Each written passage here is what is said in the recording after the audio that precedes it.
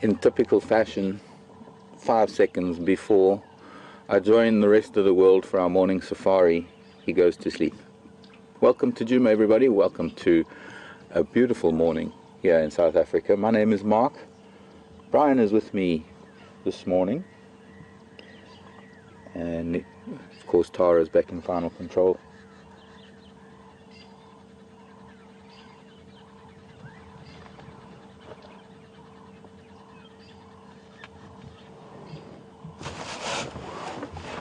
I'm glad you could join us this morning, and we're sitting with a leopard, as you can see, and he has come down out of his tree. He had a kill here for the last couple of days, and I felt it important to come and to start here this morning because we've been following this drama as it unfolded when we first found him, and we've seen how sometimes a kill can last only a day or so, but I think to see it over a period of days is important too, because the larger the animal, obviously the longer it takes to eat it.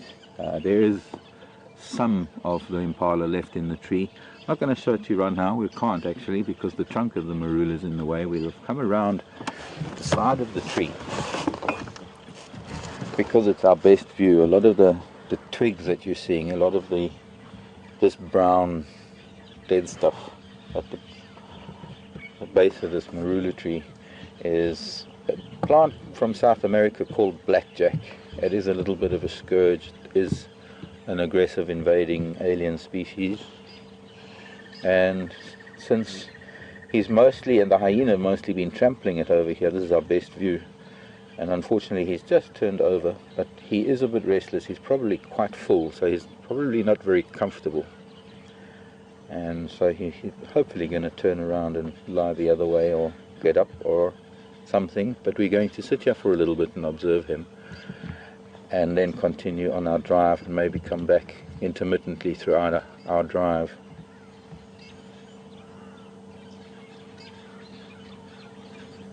It's overcast.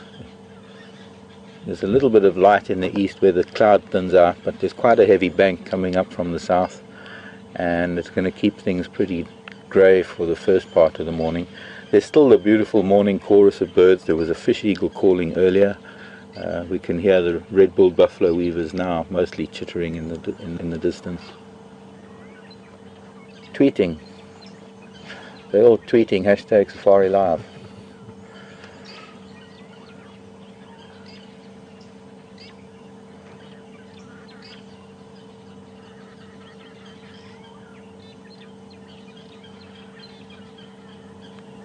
Barely a breath of wind, which means that the temperatures are very mild, varying slightly from the lower lying areas in the riverbeds and drainage lines to the top of the hills. We're sort of halfway to the top of a ridge.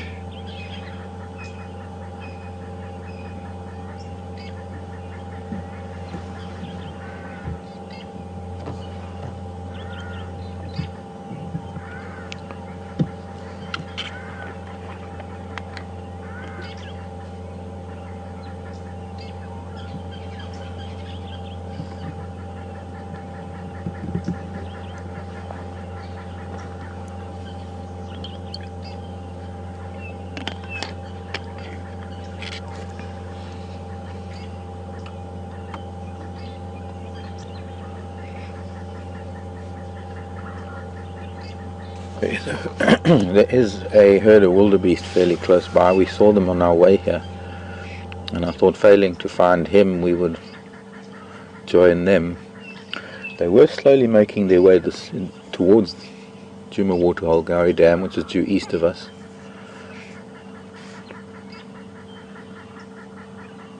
I'm wondering if he might hear them. I don't think he would do anything, but he'd certainly sit up and look.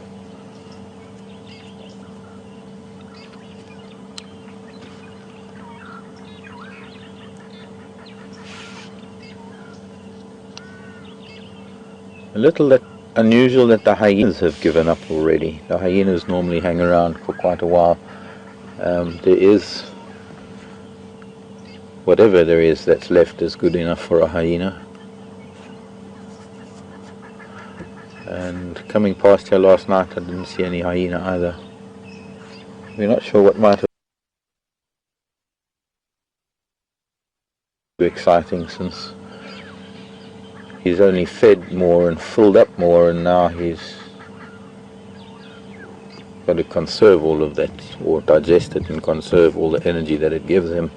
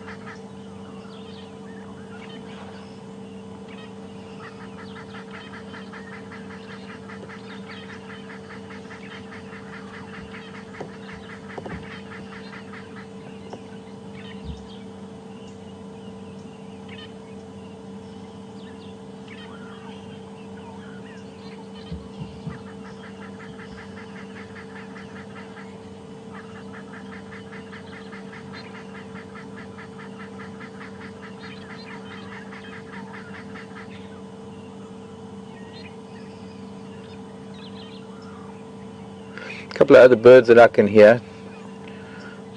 There's a rolling call of an arrow-marked babbler. That one. Choo, choo, choo, choo, choo, choo, choo, choo, choo.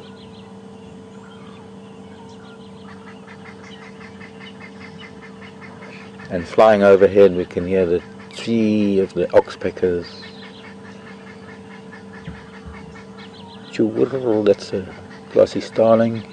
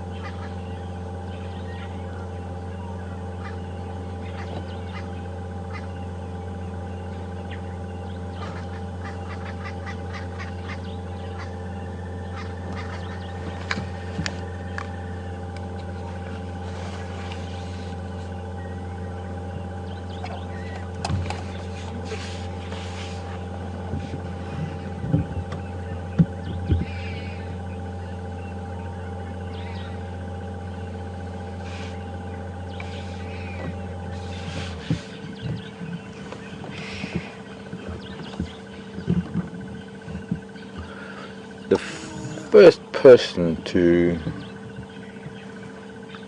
send in a question this morning, or question that has come in all the way from Arizona. Good morning to Deborah in Arizona, wanting to know if lion, hyena, leopard, any of the large predators, he's watching something, it could be the wildebeest, wanting to know if they suffer from bloat like domestic dogs do, because she believes it can be quite fatal.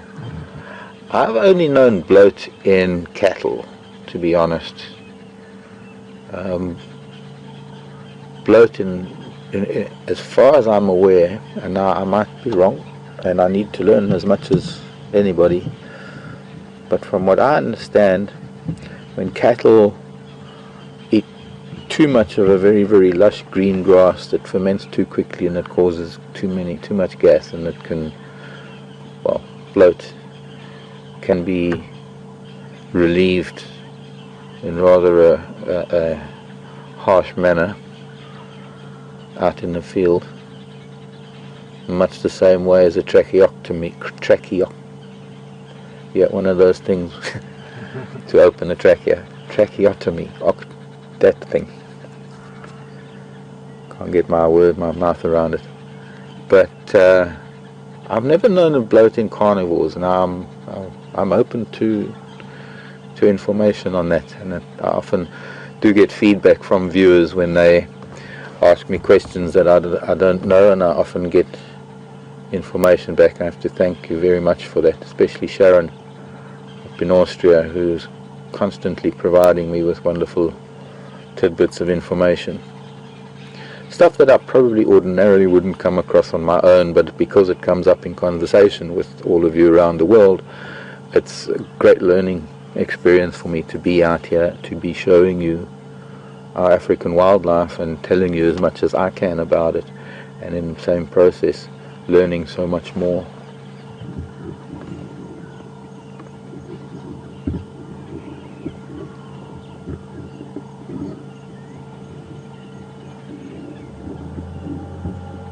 questions@wildearth.tv is the email address, and as I mentioned earlier, #Safari Live.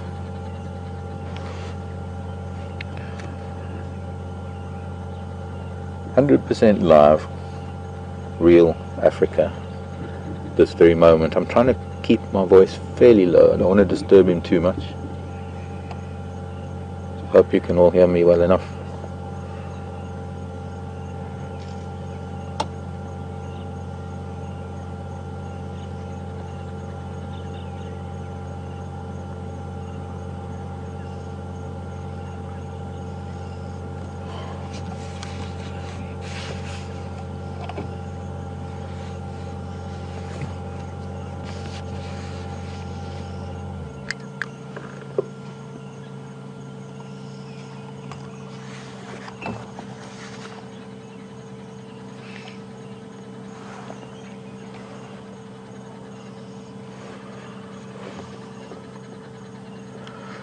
Julie and Susie both sending in tweets of bloating horses and bloating goats.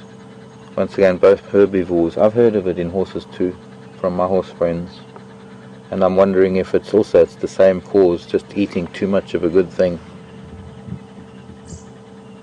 And the digestive tract getting blocked and gases building up and escaping into the peritoneal cavity, I guess.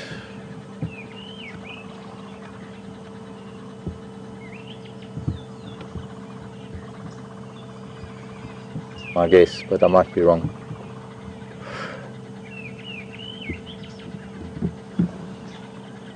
Something to look at.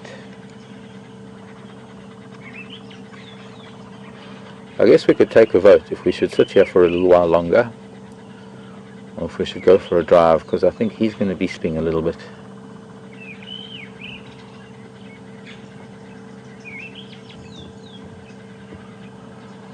And since there's no sunshine coming,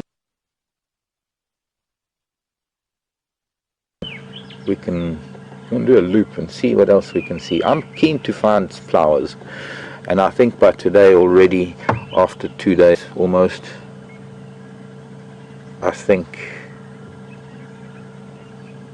that there might be something to see. Certainly these monkey pods that are around us at the moment, their flowers have perked up. Everything's looking a little bit brighter. It was starting to look very drab and dry, and conditions were getting quite dusty. So it's wonderful to have these damp conditions again, and perhaps the chances of the last of the flowering plants before the dry season. There's supposed to be some things, especially a flower called the Chrysandra.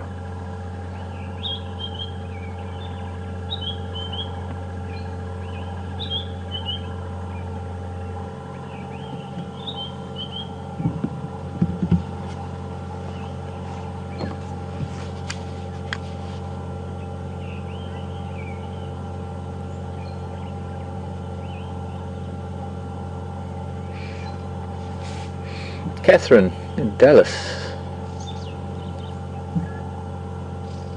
Oh, nice to hear from you, Catherine. Welcome to our drive. How can you tell the difference gender-wise in the footprints of cats? Most animals, Catherine, as an adult, they pretty much have a uniform foot size that you could almost put a measuring tape to. And as adults, male cats tend to be heavier and bigger than females, and because they're somewhat bigger and heavier, they have bigger feet to carry them, and that makes a bigger print on the ground. And of course it can be difficult when you've got Karula and her 2 boys. I'm sure when they were only about a year old, about a year ago, when they were probably around her size, their prints must have been very, very similar in size, although I'd imagine by 6 months they're already getting close to the size of their mothers. Sounds like a robin alarming to my left.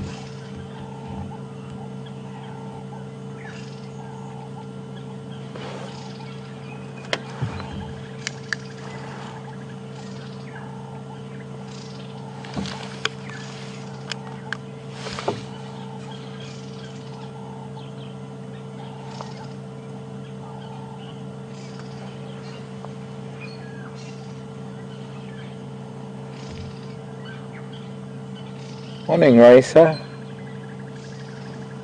In Finland, what is the green plant we can currently see? That one there next to him, directly behind. It looks like a guarri bush, Raisa. Pretty long leaves, but it looks like a guarri. I'm sitting a little bit forward to the camera, so I can't see properly. I'm going to cut the trunk of the tree in the way. But yeah, it's the same as the leaves that I can see coming out the other side. And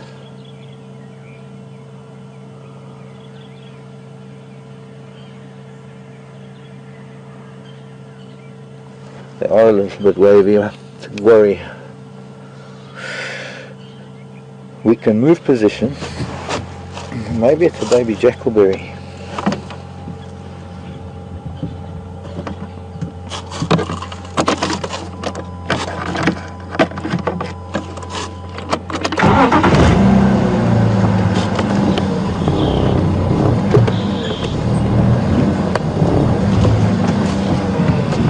See the whole plant. There it is, a little guarri bush.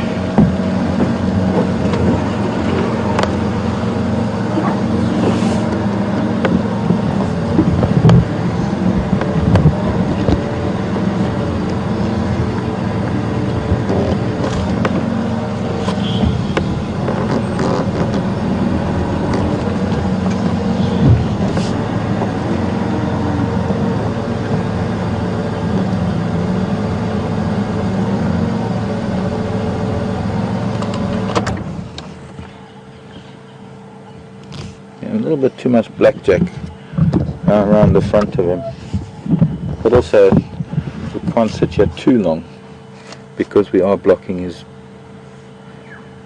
yeah, like he cares. His view of his islands. Yeah, I can smell him. It's almost like a wet dog smell. What are we blocking? I was saying that we were kind of blocking his view, but there's also right next to me is a flat zebra wood that he can't see anything anyway. So, but and then he flopped his head down, and well, he doesn't want to see anything anyway. But I think what we're going to do is we'll come back. Let's go and have a look, see what these wildebeest are up to. Catch up on the size of the youngsters, because we actually witnessed and filmed, we had live the birth of wildebeest back in November, and two of these two youngsters might very well be two from then. So we'll leave him be, sleeping off an entire Impala.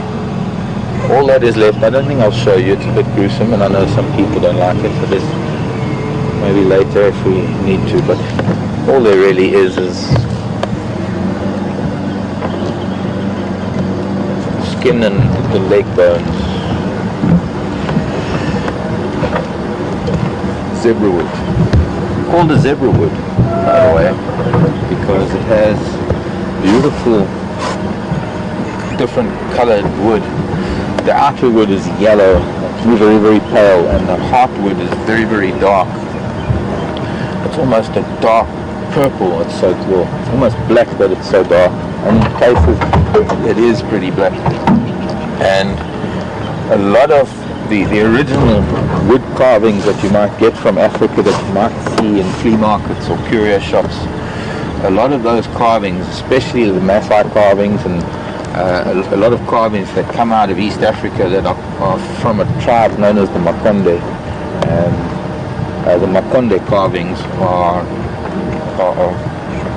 extremely well carved, beautifully polished bits of zebra wood, which is called ebony. It is called ironwood sometimes, but a lot of it is sold as ebony. I think the what are they called? The recorder. There's some wind instruments that are made out of zebra wood that are called, also it's called ebony, although they don't really belong to the ebony family, botanically speaking.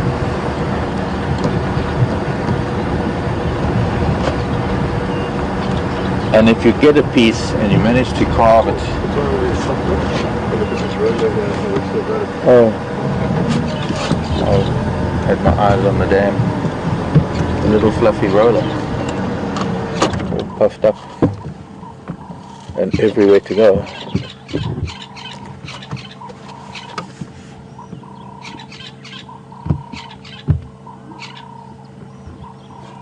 Roller for Linda.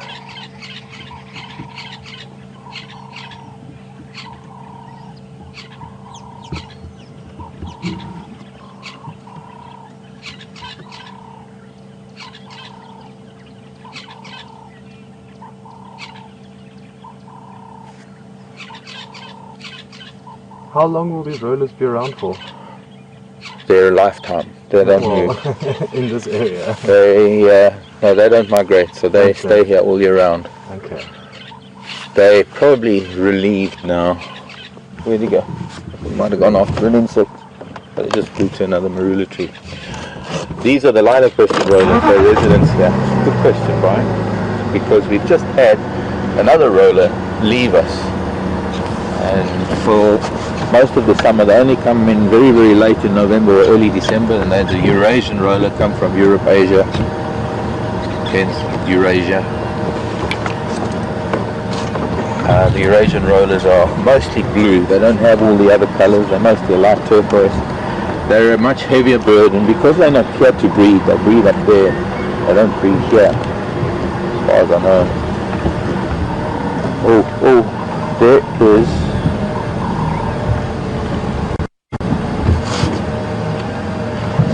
never mind, it's flown. I thought it might have been a turaka, but it was a rainbird, a bird-shot cuckoo, and unfortunately it flew away. But the Eurasian, what was I saying? They don't breed, so they don't nest, but they still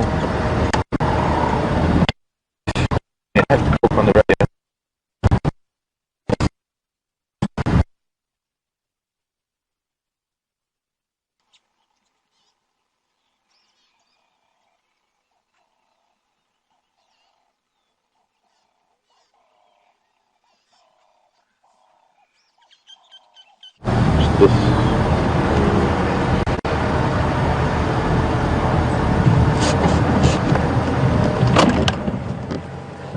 Our station is leaving lock of Ingwe on that Marlin Nama, the open lock.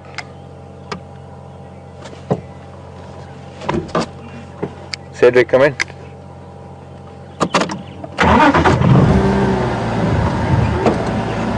I'm sure they should get that. The European rollers tend to dominate our lighter crested rollers in the summer months. They compete for the same food. They have pretty much the same method of hunting. They sit on a branch and they will catch insects that they see. Insects, anything that moves, lizards, chameleons, small snakes. They're quite good hunters. Their beak is shaped very similar to that of a shrike. I'm sure a lot of you know what a shrike's beak looks like. Very straight but a very sharp curved head.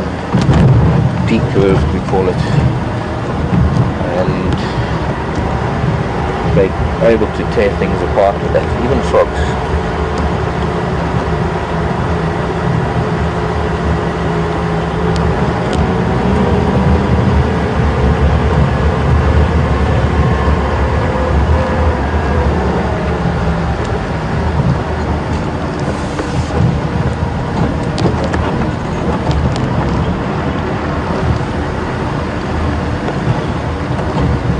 We had a flash of signal issue there for some reason. I'm wondering if it wasn't perhaps the game drive radio that kicked in. again. So I switched off the radio, the vehicle, when I open the radio. Next time we'll have to do the same, just to prevent that from happening, just in case it is that.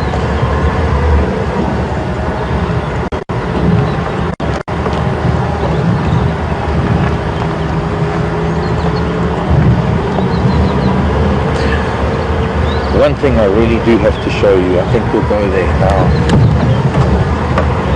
Keep it as a surprise, because it's a rather unusual thing to find. That's it, by the way, just by the by. Another bird that we've lost until next summer, because they've gone back north, is the Wahlberg's eagle, and that is a Wahlberg's eagle nest that has been used over many years, if not decades. A very rough nest, but that's quite typical of eagles' nests. Aries. I'm an Aries, but it's a different type of an Aries. Aries plural. Iris. E-Y-R-I-E-S. Iris. Aries. Eagle's nests.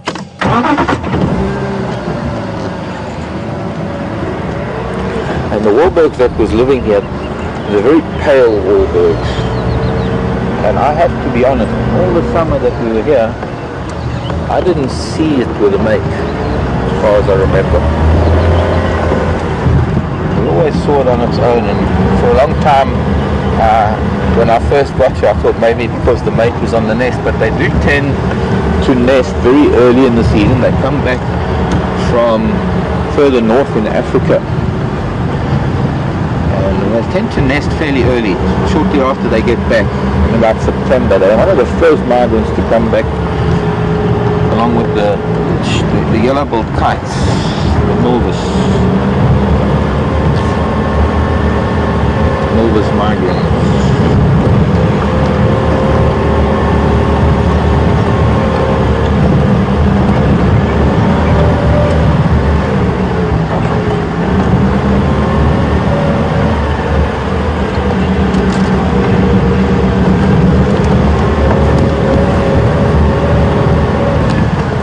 There's something for Teresa. Monkey oranges at last. They start there. We're going to have to wait until they get a little bit fuller, or until maybe we can find one. Sorry, Brian. And since I'm seeing a lot of small ones around, we might get some closer to the camera. Call them monkey orange, but by no means anything close to the citrus orange.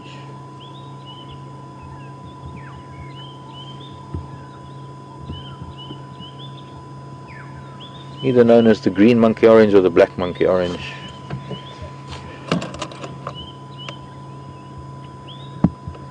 And I think it's Strychnos madagascariensis.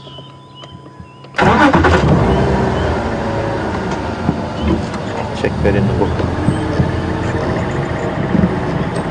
Crested barbet calling. So far, a lot of the sounds are very passive sounds. A lot of them are just sounds of birds behaving normally, and that tells us that there aren't too many predators about. We can hear things for quite some distance, especially the alarm calls. And tree, that I think is the white-browed scrub robin.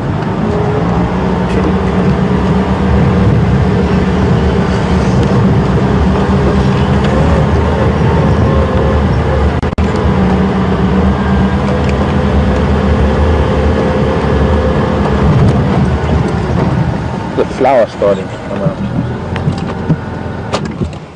This plant. So this is it's like a succulent, and its flower heads are going to be starting to burst soon. You can only see the buds at the moment, but that's a crassula.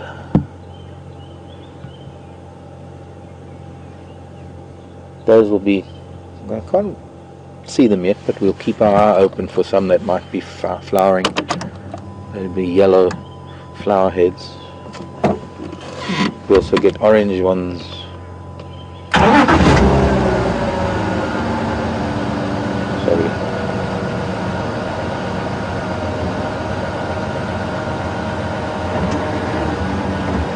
got to wait for that cameraman to finish his thing.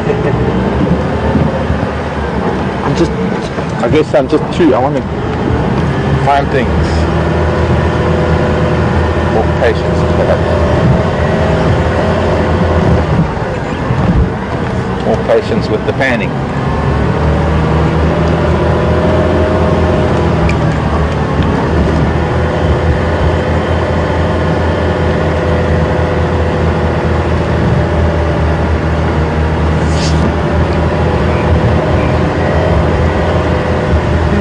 Interesting question from Anne, wanting to know whether a leopard would climb up that eagle's nest and eat the chicks or the eggs.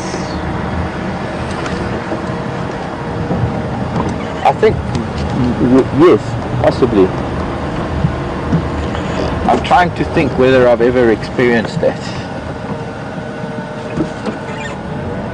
There's something small to show you in the road. You can see little conical shapes in the sand. A little bit different color to the surrounding ground. And those are ants cleaning, doing a lot of housekeeping. Those are now ant hills, and they don't really get much bigger because ants can't stick the grains of sand together the way termites can. So when we see something that's big, and a lot of people call them ant hills, they're not really ant hills, they're termite mounds. These are ant hills, and they can only get to be about 2 or 3 inches high,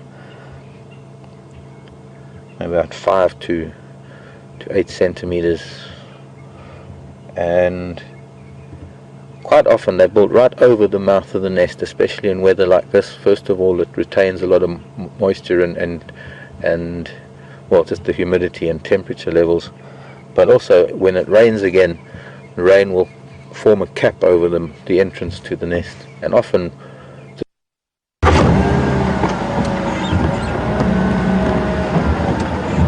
and I'm going to play slalom, anthill slalom,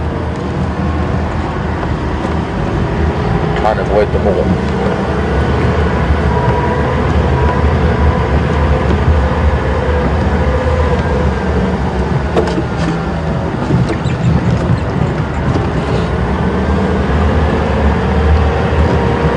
I think the leopard would, especially cubs, especially leopard cubs, climb a nest, climb a tree.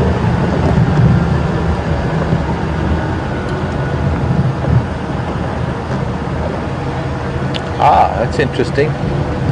Some of the viewers have seen old leopards going up. What's that true? Old leopards that are getting a little bit slow, taking the easy way out. That makes sense. Thanks to those who mentioned that, sending in tweets.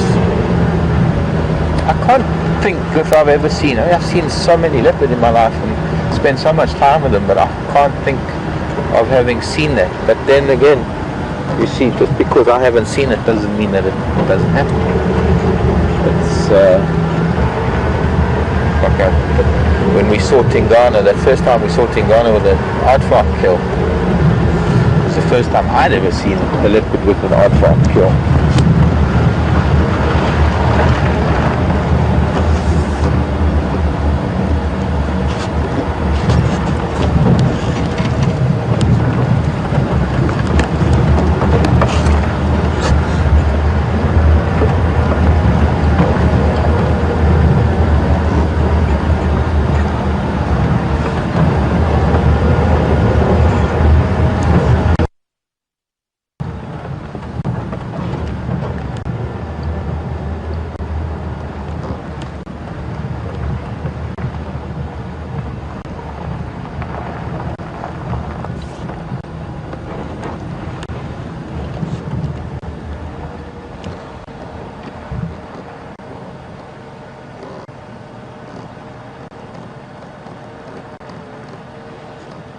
Morning doves, excuse me, coming through.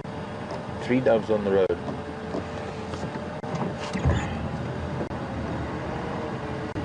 We're gonna just walk up the hill. You got wings? Yeah, thank you. Don't even need Red Bull. Mike in Richards Bay, thanks for the question. Good to hear from you too. I've spent time in Richards Bay. get back to that later if you want. Mike was asking, lion, you get the white lion as a color variation or as a recessive gene. Yeah, and in cheetah you get the king cheetah, which is also a recessive gene, which is the opposite to the white lion. White lion or white tiger is a condition called, well, let's call it a condition, but it's called leucism or leucistic, Leucistic, leucistic individuals, as opposed to melanistic individuals. Mike is asking whether leopards show any color variations, or in this area perhaps, or in particular zebra tracks going that way. Whether there are any leopards that are carrying the gene for any color variation. Well, I do know of black leopards, which are melanistic leopards. I haven't ever heard of a leucistic leopard, unless then the snow leopard can't be considered leucistic. It's just snow leopard. And of course, a very, very rare leopard that Will Fox told me about, and that Tara is studying. Tara is one of our presenters. She's doing her PhD and her thesis on leopards in the Tabatola district of Lydenburg. They have a leopard in their books, a leopard that they get on because they've got a lot of cameras set up to monitor the leopards. And there's a leopard they call a strawberry leopard. It's a gorgeous reddish color. But here in the Sabi Sand, there were, when I first got to the Sabi Sand in the 90s, there were rumors, I guess you could say, myths, legends, rumors of black leopard up here in the north. I personally haven't seen any, never seen a black leopard other than on film, and I don't know anybody who has, but there are reportedly black leopards around the Tabatola district where Tara is doing her study too, and that is Leopard Research Group, the Leopard Research Camp. Ingwe Leopard Research, it's called. I'm going to look that up. Ingwe Leopard Research. Going very slowly because we're approaching the hyena den. Can't drive past this area without popping in to have a look. I'm wondering if anyone is here. So far, no. No sign of a soul.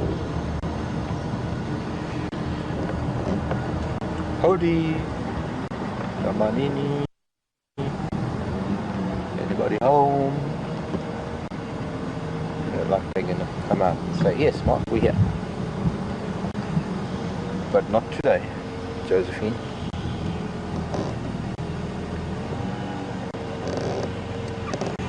Maybe it's a little bit cool and cold, and they're being a little bit wet and damp, and they're just all curled up, snug as hyenas in a den.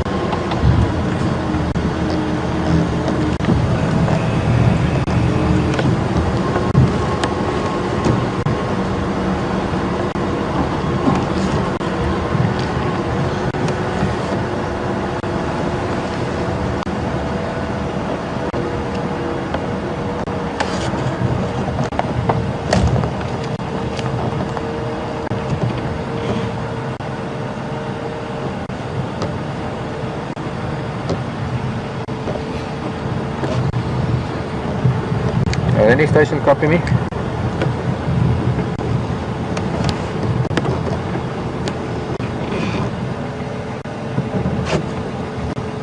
Very strange the way the radio is behaving. It's got to try and get any of your stations copy me, Mark here, WildEarth.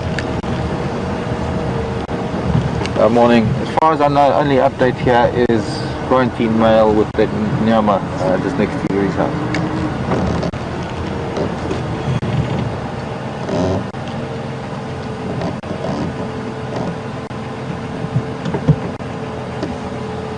I left it in open lock a little while ago. You're welcome.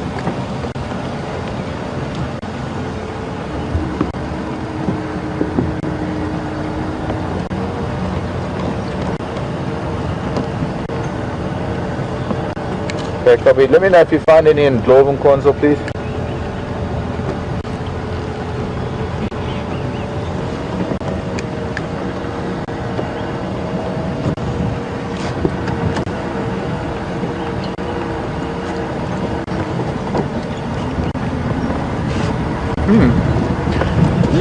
Buffalo. New York buffalo, I guess. Buffalo, New York. Bulls territory. Wanting to know if the hyena might have been forced out of their den by the recent heavy rains. Possibly. Possibly. They do sometimes. Of course, what also happens is sometimes the termite mountain or the den can get saturated, parts of it can cave in. But sometimes they might vacate. It looks like the zebra went that way. Let's go and have a look. They might have gone down Rebecca's road.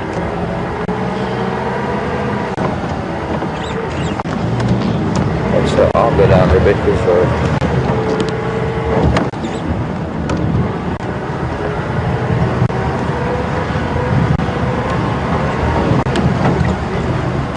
My guess is they might have even cut all the way across Zoe's road.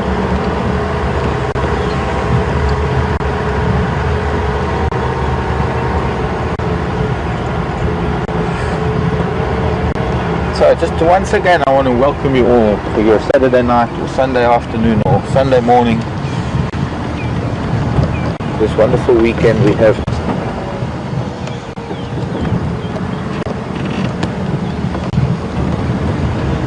We have a wet weekend. I'm hoping that spring is coming to a lot of you in the northern hemisphere. You've had a pretty cold winter, I believe.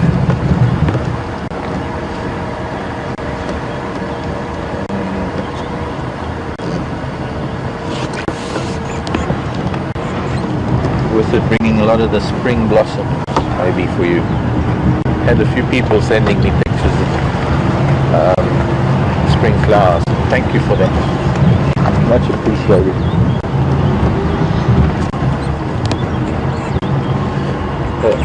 Zebra tracks on the road, heading up.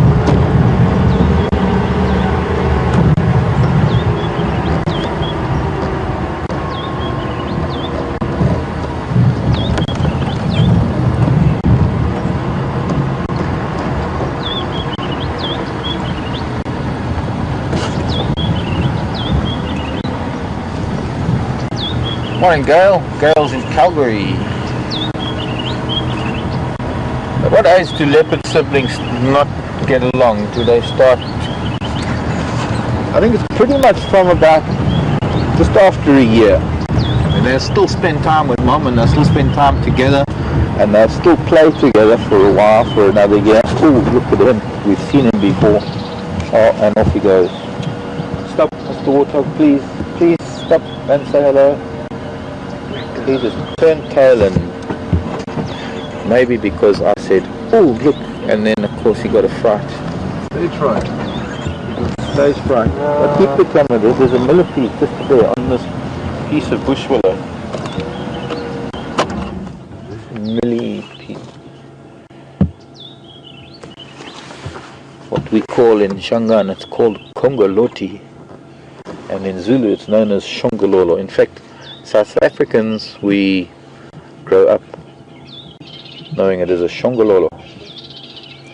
Leopard siblings start getting a little bit aggressive with each other when they start dominating on the kill that mom catches for them, or when they kill something themselves. And leopards start a lot earlier than the other cats, the big cats, to do their own hunting. In fact, very often when mom leaves them, even at a few months old, and they're left to do their own thing, you'll find that leopard are likely to chase something, anything that moves. But I think it's by about 2 years that they start, around about their second birthday, when they start losing tolerance, and they might still be around and they might even be together, but you'll find that their personal space will be greater and there'll be a lot of snarling at each other for a while. I wonder what this millipede is, if it's eating, or could be a resin that it's eating from the broken branches. Anyways, let's move along.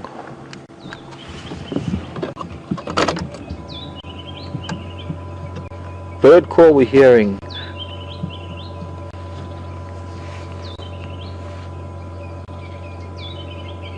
Rich view. That could be a white-browed scrub robin.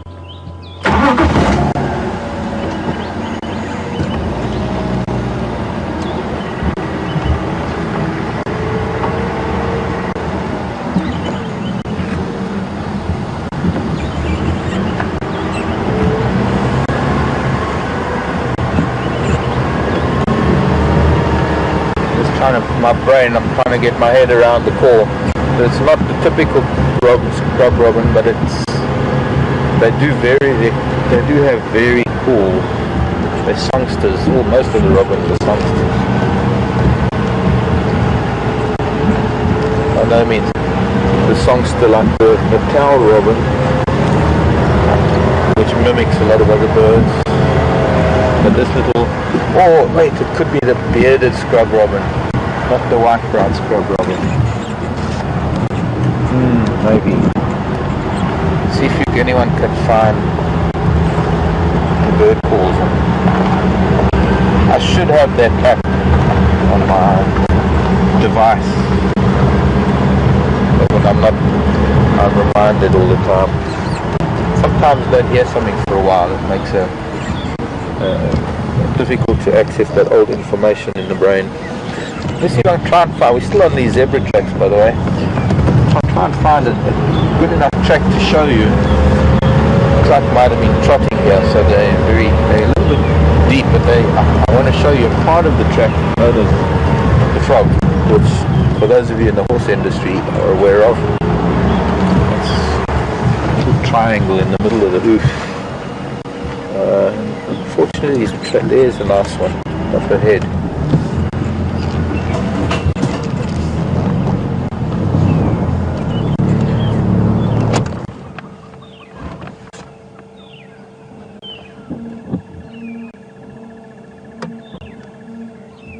Much smaller than a horse's track for an adult zebra, and this just might be a lone stallion that's been running up this way. Actually, here it's slowed down. Here it's just a walk. You see the foot placement is it's putting its one foot where its other foot was. Unless it's just one of the zebra was walking in the road at this point. No, there's another track here too. So it isn't just the one. Others might have been walking off of the road. Zebra are going to be moving around quite a bit now, going to a lot of the open areas that they find are in their movement, and they're going to be looking for some of the new grasses that are coming through. As early as even yesterday there were probably new grasses, new flushes of green.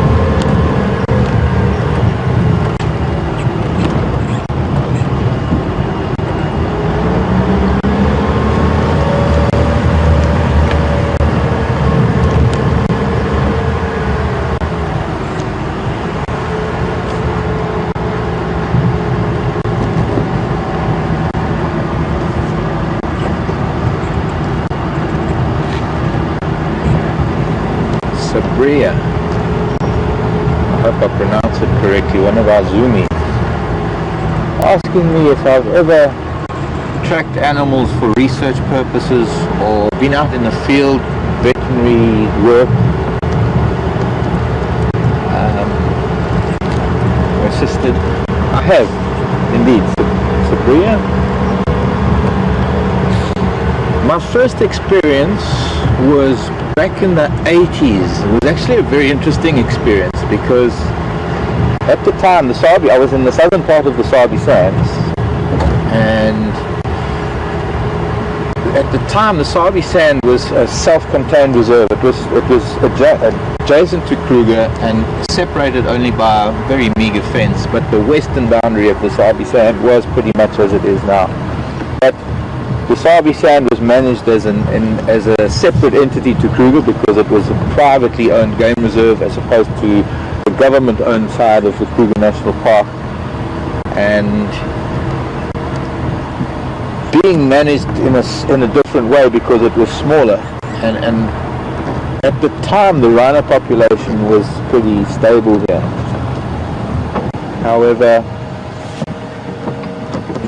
there was only a certain number of rhino that the Sabi Sand could hold because of its size, and it was decided to perhaps sell off rhino, and what they did is they made a deal with the game reserve up in the north at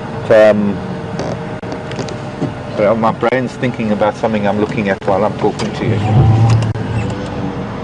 Anyways, so the very first rhino, white rhino, that was captured here in the Sabi Sand after very intensive breeding program or very protective breeding programs that started in the early 60s. Because there were no white rhino here in the sands. They'd been wiped out prior to the 60s, and the first rhino were brought in the 1960s, and they had bred so well and so many had been brought in that the population was time to sell off. And I was part of it as guides for the lodge, what is now Lion Sands. At the time it was Sabi, but we were involved in the capture program to capture the first white rhino to be sold out of the Sabi Sands ever, and it was testament to the protection that rhino had in those years, and for maybe the next decade and a half, or even the next 2 decades, still managed to have that amount of protection. But it was a very interesting exercise, darting the rhino, being there when he was darted, being there because they had to take blood for blood tests, and I don't think even DNA was a thing in the 80s yet, so it was mostly blood, checking the rhino for parasites, checking it for all sorts of things. And then what was most interesting is at the time you couldn't load a sleeping rhino, because essentially the drug that was used is pretty much a nervous system suppressant, and so he was pretty much immobile. And even though there were a lot of us, I have to tell you, trying to move a sleeping rhino was one thing, but to get him into the crate we had to wake him up, and that was another matter entirely. And then I think there must have been 20 of us with the staff, with the capture group, the wildlife capture group that were there, trying to get this huge animal. It was a big rhino bull into this crate. Was a mission on its own, but very interesting. First time ever, and the only time ever I've had my hands on a rhino. I was involved at the same time, sadly, with a veterinary intervention. We've had a wild dog that had a snare around its neck, and at the time, and I think still to some degree today, people were coming in from the rural areas in the west of the Sabi Sand, setting snares for maybe guinea fowl, maybe duiker and steenbok, small mammals. But of course snares are indiscriminate, and the wild dog pack, well, one of the dogs in a pack that we had there, managed to get the snare caught and managed to break free. And unfortunately, when you get these larger mammals that are able to break them, the wire breaks when it's very, very tight, and it had been cutting into his neck. But the vet came out, we monitored him. I remember another guide, Paul, and I monitored the pack for hours. We sat there in the heat, and we were lucky that it was a pretty hot day, but we sat there for quite some time monitoring this dog, and until the vet got there, came in from, I think his name was Roy Benjies at the time, Doc Benjies. He came in and he darted the dog, and we cut, when I say we were bystanders. But still, I can remember carrying this dog and being so amazed at how light it was. Paul and I were carrying him on a tarp, because we had to, when he fell asleep, we had to put him in the shade to keep his body temperature down. And very successful operation. The wire was cut off, his neck was sewed up, antibiotics were administered, and they went so far as leaving an impala carcass for the rest of the pack to stay close by, because it took some time for him to wake up, and he rejoined the pack. And as a pack, just after that, I think it was within minutes of them running off, they actually killed another impala, and they made sure he was eating. It was fantastic. Other incidents, I had to dart a baby sable once in a reserve I was managing. It was a heartbreaking experience.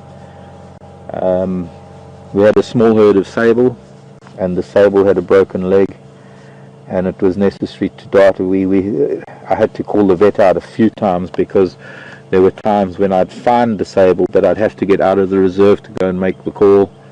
There were no cell phones in those days.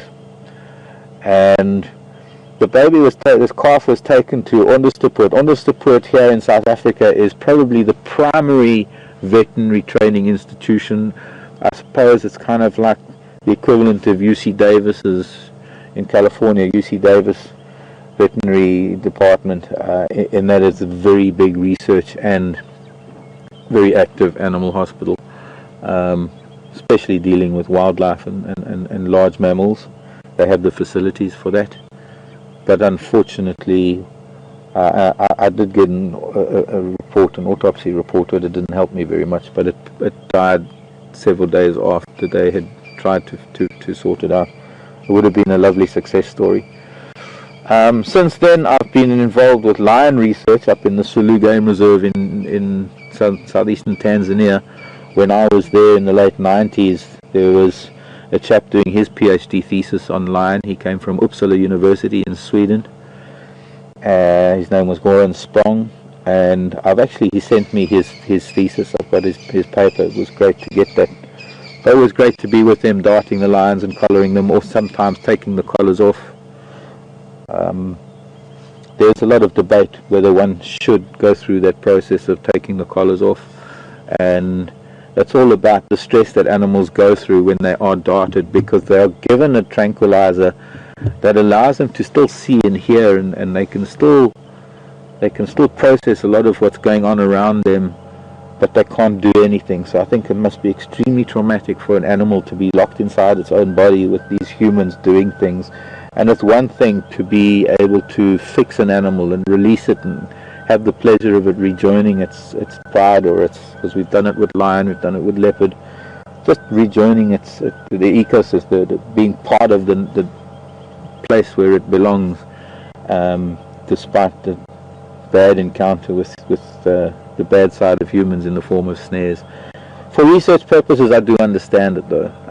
What we know about their movement now has come about because of satellite tracking and radio telemetry, putting radio tracking collars on things, and it's helping us a lot. Of course, nowadays there is a more passive means to do these things, and we've got the lovely invention of the trail camera, motion sensors on them, and it's one of the things that they do for a lot of the leopards in the Tabatolo district. Some of them do have collars on because it's important to get data on exactly where they go and their movements, but also because there's so many leopards you can't put collars on every one of them. But at least with a lot of cameras around, you can pick up leopards in different areas, or any animal for that matter, and be able to identify them. I stopped here originally because I can see a snake skin and I want to go and have a look at it. So if you'll excuse me for a sec while I follow me as I head out that way.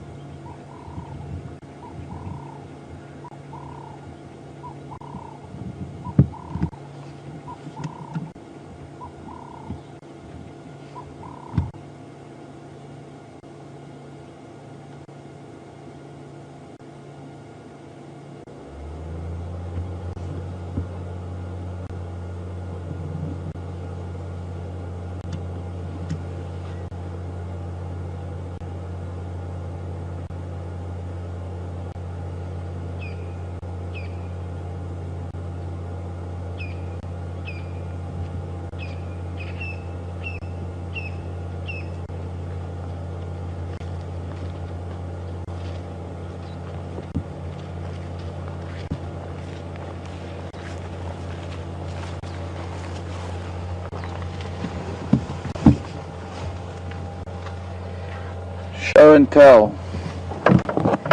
I'll come back to that.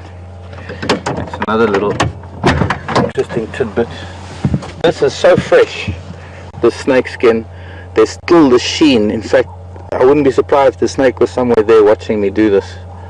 That's the top of the head. That was on a separate spine. The tree that it was on, funny enough, is a zebrawood. We're talking about zebrawood.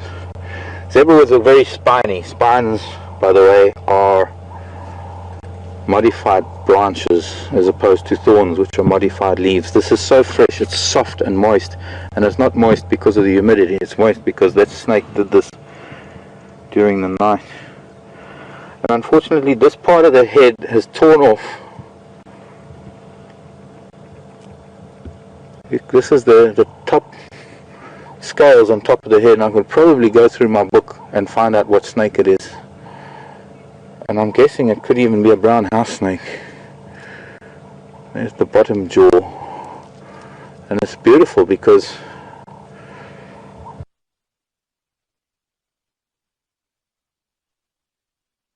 that's also going to show me the configuration of the scales. And I could also count the scales in cross-section across the body diagonally. If you count the row of scales from, there's the bottom scale. It comes over the back in a diagonal pattern. The whole skin from the tip of the head to the tip of the tail. Whoops.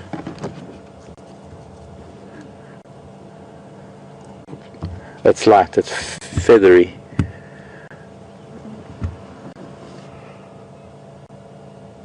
It's a very smooth scaled snake. This is why I'm thinking it could be something like a brown house snake. It's not one of the tree snakes, it's a little bit too fat. The tree snakes, like the vine snake and the worm slung, are much thinner.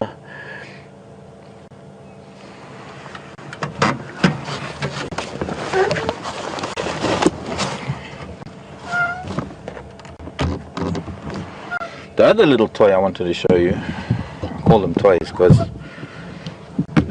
they're my toys. Nature's wonderful little tidbits. It tells us about all sorts of things that we might not see, but telltale signs that they were here. This is a very particular type of praying mantis egg case. It's like a little air bubble.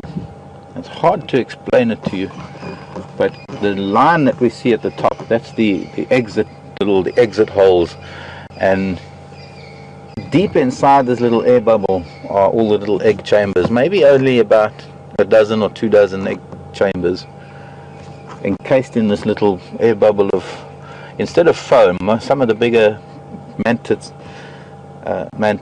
egg cases are just foam around the egg chambers, but this is like a little air bubble with the same substance that dries, and that of course keeps them nicely insulated against things on the outside, protects them from predation.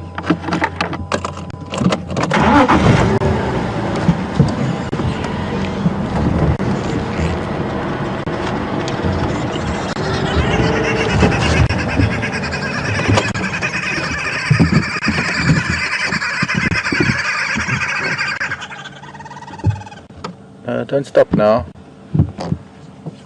Let me move back just an inch. One of our viewers asked me to find the green woodapoo or the red-billed woodapoo. They now known as the green woodapoo.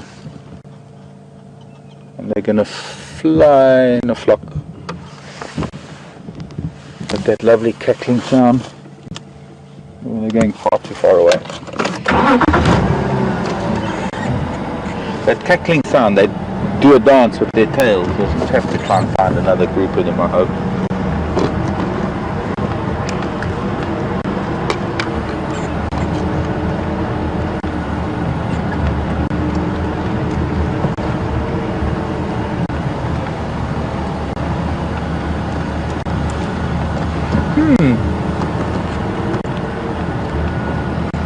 Any animals or birds that use the snake skin? And if so, how? I'm trying to think. This Tammy was asking this. Thanks, Tammy. Just trying to think what birds might use it. Birds used it. They would use it for nesting, if they did. I'm trying to think of birds that might, Tammy.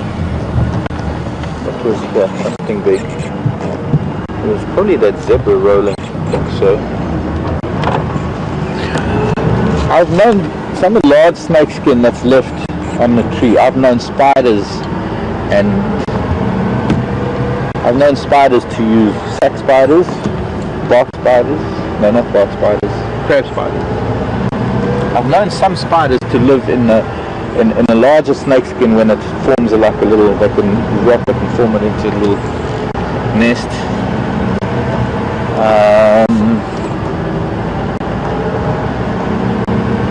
I wouldn't be surprised. I found when I got home, there's another one. When I got home this time on leave, when I was on leave now just a couple of weeks ago, I had snakeskin on the floor of my kitchen and snakeskin on the top of the cabinet in the kitchen. Now, I don't think it was a snake that left it there. I think it was the squirrels that were stealing snakeskin, because I've got snakeskin all over my house. And there was a big mamba skin that I found many years ago. In fact, this one might end up there. When I was here, I found a mamba skin that was over 8 feet long. Excuse me a moment, I just have to talk on the radio. Mark, go ahead.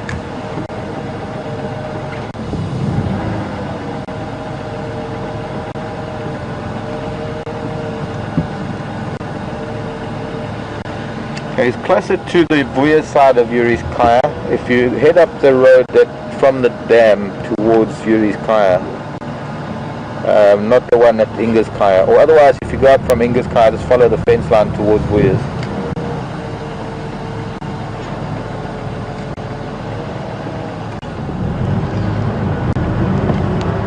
But you'll probably find the movers tracks coming in from that road that goes between Yuriskaya and Vuya.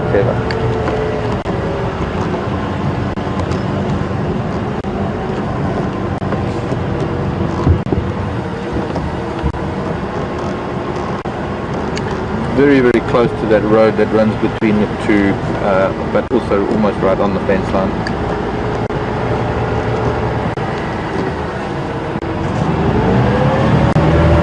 Have a look at Impala Plains. I want to have a look. There's a lovely vista of the Drakensberg Mountains looking out to the west. A little bit of dark cloud to the southwest that's moving north. And there's a little bit of a bank coming in from the south too. But we might still be able to see the mountains. After the rain that settles the dust, we should get lovely views out to the mountains.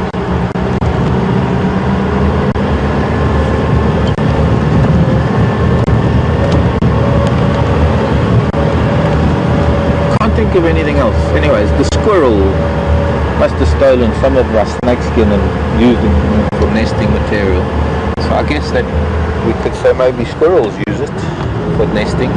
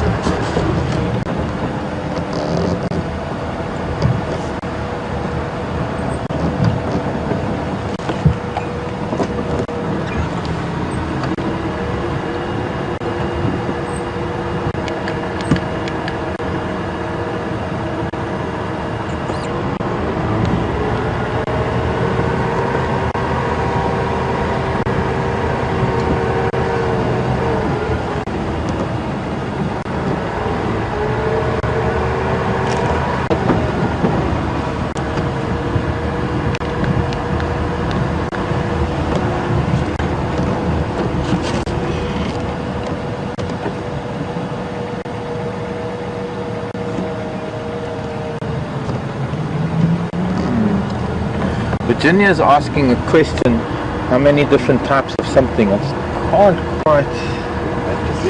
Mantis? Oh, mantises. Thanks, Brian. My other ear. Hello, Virginia. Lovely to hear from you. Different types of mantises. Well, gosh, there's so many. They have managed to... Ooh, there's a bark spider still on its web. Mantises seem to have been able to occupy almost every possible surface. So there are ground mantises that live on the ground, that are very cryptically coloured, that are fairly flat on the sand. There are grass mantids that are thin. They almost look like twig insects, stick insects. They're very, very thin and beige, the same colour, and it's almost as thin as their limbs, their body, even their front legs that they use for catching. Very short and very, very thin, living on blades of grass. There are flat, very dark coloured, cryptically coloured mantises that live on the barks of different trees. There are very ornate, colourful mantids that live on flowers. There are the green mantids that live amongst the green leaves, that are also very varied in their size and their green coloration and their shape. I hope you're going to join us this afternoon, Virginia. I have one or two in my dead insect collection. I know it sounds gross, but insects die and their skeletons are outside skeletons, exoskeletons.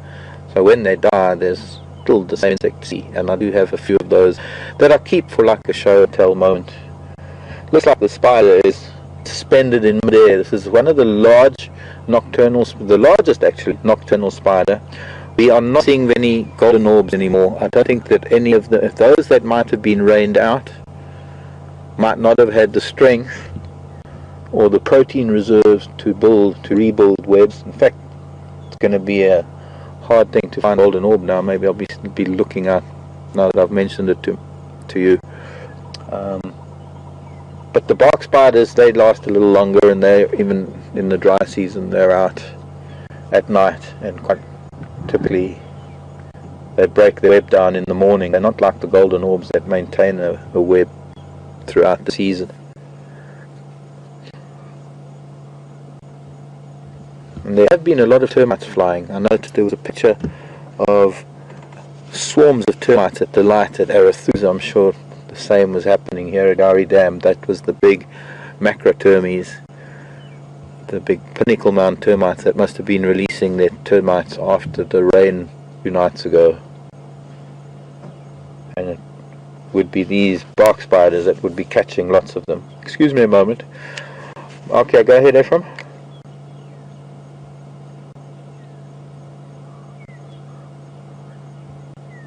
Ephraim again.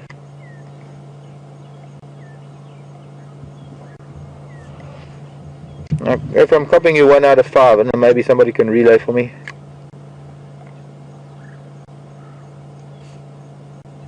Not many people driving around Djuma today, but just a beautiful morning. The air is so still, such great temperature.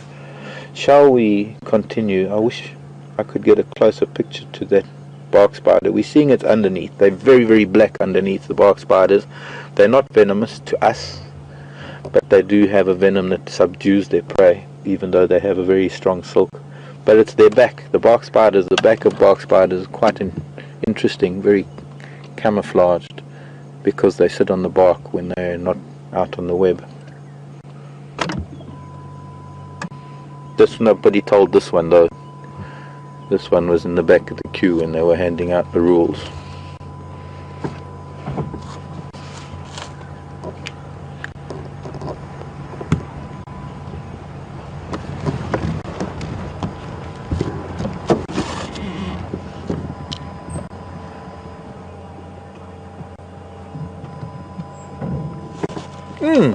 Alison, thanks for the question. Alison is asking about the termites, flying termites. Why do they only fly after thunderstorms? Well, it seems to be that the thunderstorm is the trigger, and the flying termites, Alison in Canada, I think, flying, got the wildebeest rolling in the sand. The flying termites that we see after thunderstorms are the reproductive caste. The winged termites are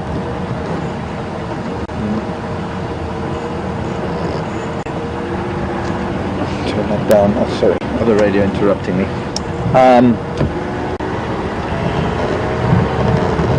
Termite colonies consist of mostly soldiers and worker castes, with the one queen, and she pretty much dictates what goes on in the termite mound by producing pheromones that incite the workers or the soldiers to behave in a particular way. The soldiers, of course, also act instinctively, and they gather where there is a breach in the termite mound to attack anything that might be attacking them. And there are a number of ant species that specialize in termites and will fight jaws and jaws to steal termites to take home, to chop up, to feed their larvae or to feed on themselves. One doesn't get to see the winged termites until it's time for them to be released by the colony, and those are the ones that have the reproductive system. All other termites that live in the colony don't have a reproductive system, they merely have a digestive system to be able to break down, using a bacteria, break down plant material, whether it's dead grasses or dead leaves, mostly dead wood. But there are some termites that I would expect to see here on this grassland area called harvester termites that only feed on grasses. And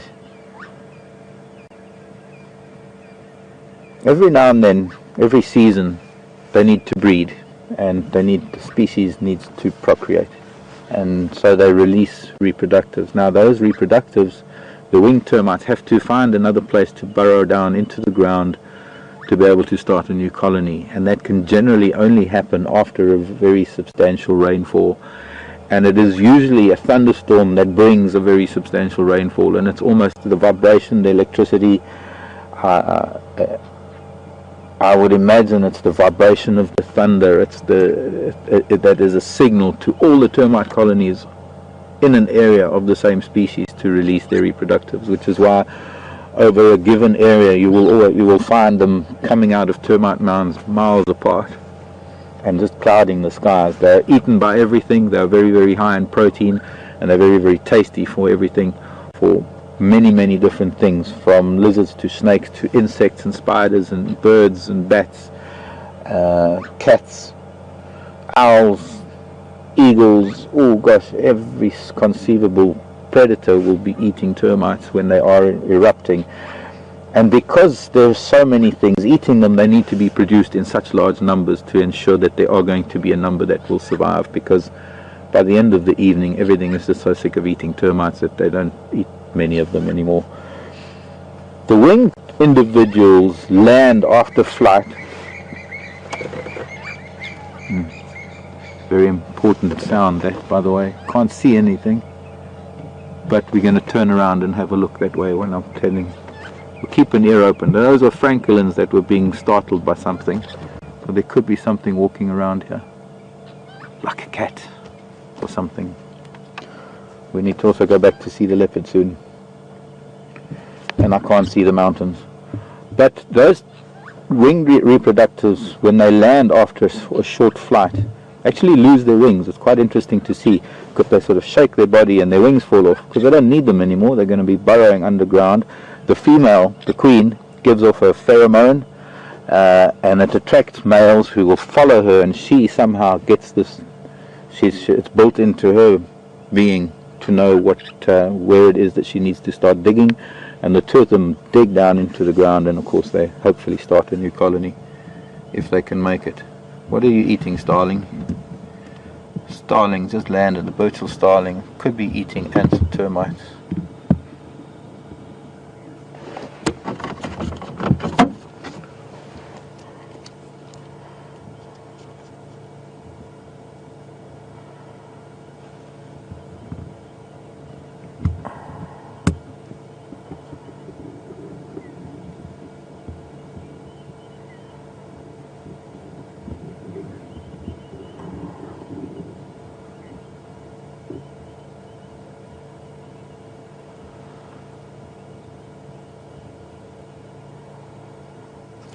Can't quite.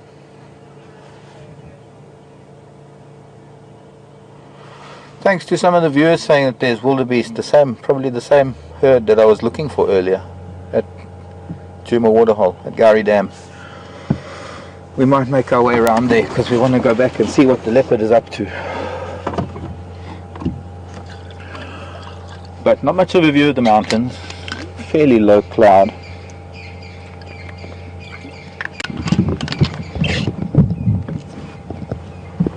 Turn around if I can see if there's anything coming out onto the road after frightening these francolins.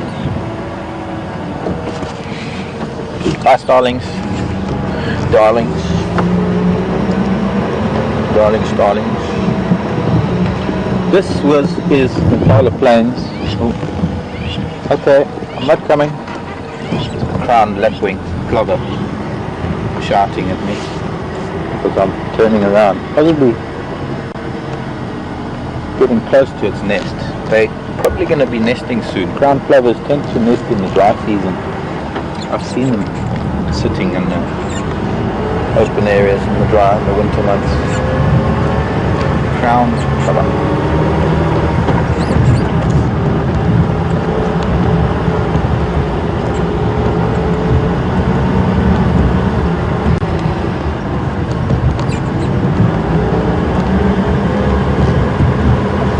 Are you one of the francolin that were shouting? Two of them.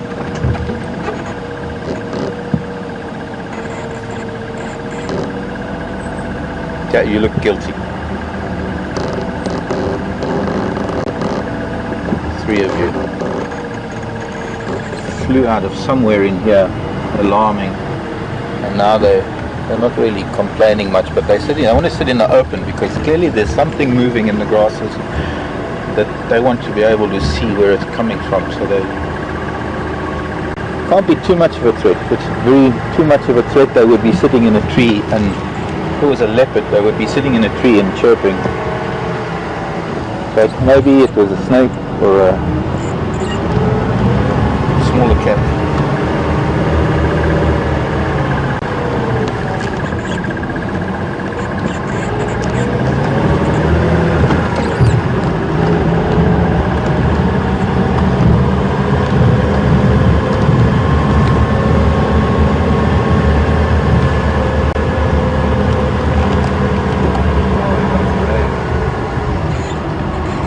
Drizzle.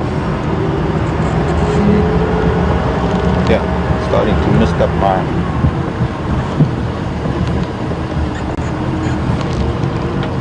glasses. A very fine drizzle.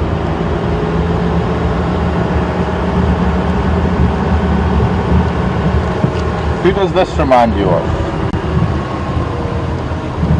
Oh no! Let me put it up this way because it's... Yeah, that's it. That's what's up.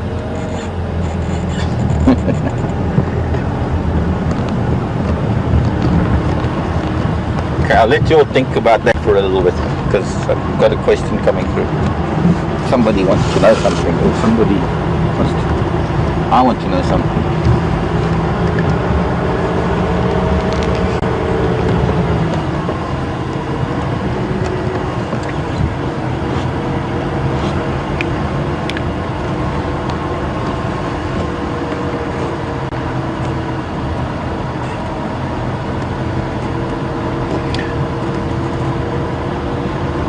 Brianna, I think. Brianna. Did you hear Brianna? Brianna. Deanna. Oh, Deanna. Could it be? I know there is a Deanna.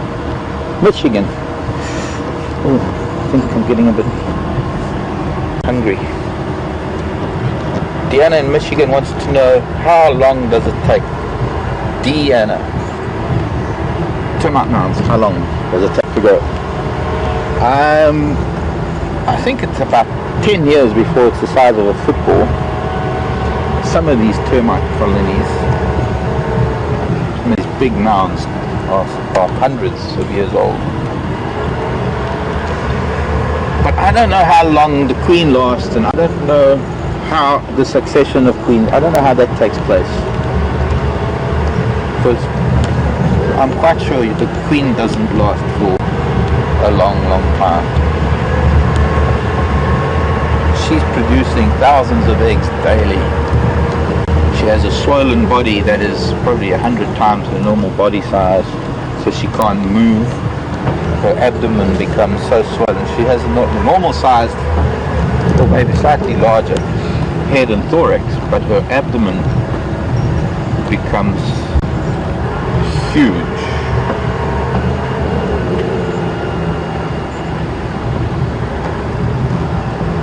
To produce thousands of eggs.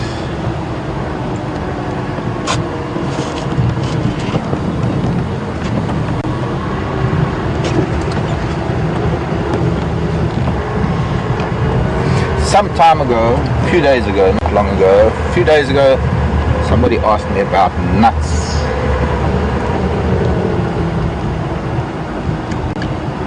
Okay.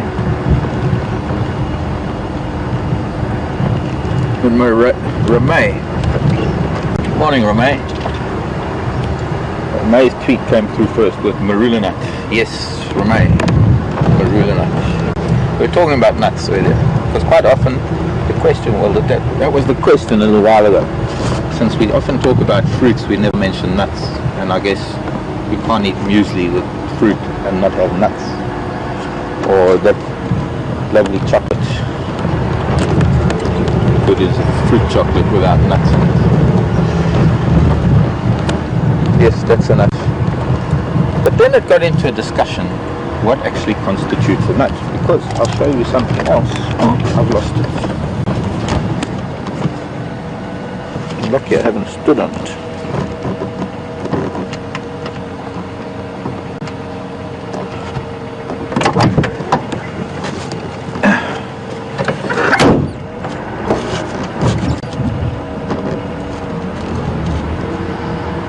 Not a nut. Nut, not a nut. Finger pointing at me, nut. Finger pointing at the thumb, not a nut. Another snake skin. It's a thinner, smaller snake. Sorry, yeah, you see, it's just lovely things to just get distracted with on a day like today. Also looks like a pretty fresh snake skin. And this time in a buffalo thorn. Also, head to tail, probably very fresh. Just missed the reptile, perhaps, sadly.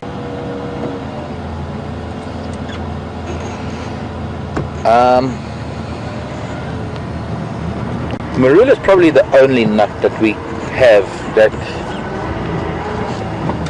is not only palatable, but it's or rather not only edible, it's just highly palatable. It's such a delicious nut.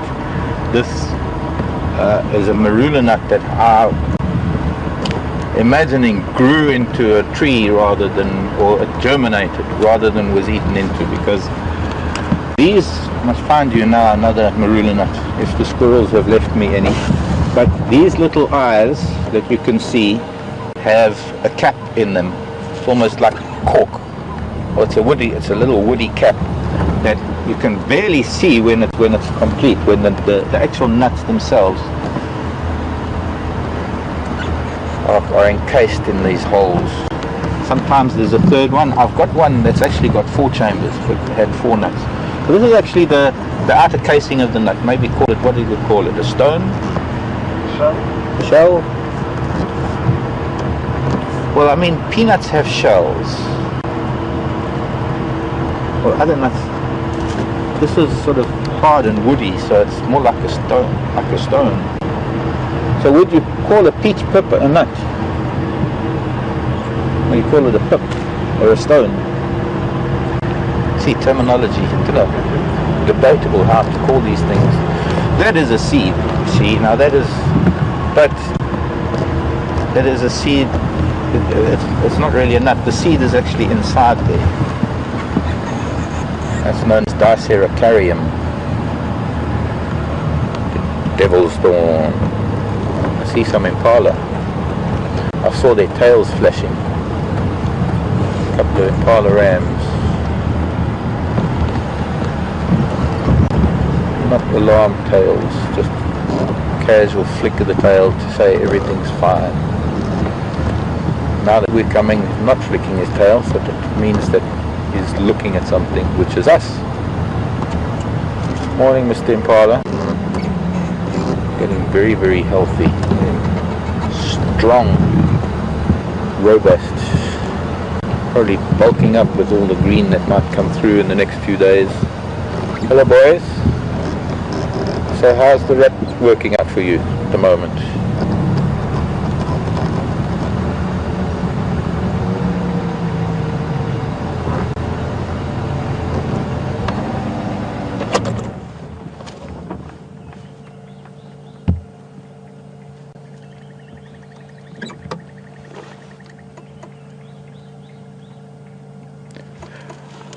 Not all the rams can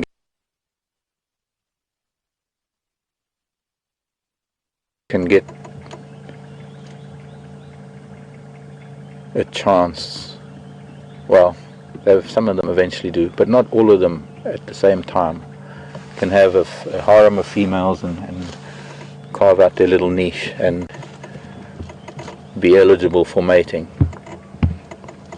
But throughout the rut, they eventually do get their chance, because the ram that has the females has a job on his hands. No, his horns, really.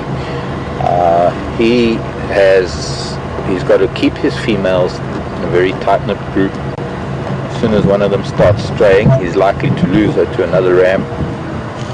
And maybe it's moving off into thicker bush. And these two boys are still quite amicable. But he's also got to fight off other rams that are dying to get their share of the mating rights. And while now these rams are bulking up and they're getting really, really healthy, they're probably doing a little bit of sparring on the side to keep their tactics and their sparring ability up to scratch. And every now and then when they try their luck with the adult ram that has established a harem, he ends up chasing them off, and he uses up a lot of energy. In fact, most of his time is spent chasing females back into the herd, chasing big males and fighting with them, or chasing young rams who want to come back to mommy because it's the first time they've had to leave the natal group and they want to go back to the herd. And they don't quite get it that they are now got to be part of the bachelor herd and fit in with that hierarchy. So an impala will lose condition fairly quickly during the rutting season, and it doesn't take long for one of these boys who's now been feeding and fighting or sparring, building up his muscle and getting great condition. It doesn't take long for them to be ousted by one of these rams, who then take over and then of course go through the same process. They spend 2 weeks running around, losing condition, and eventually losing battles. And so you get a cross-section of the impala rams able to mate with one group of females.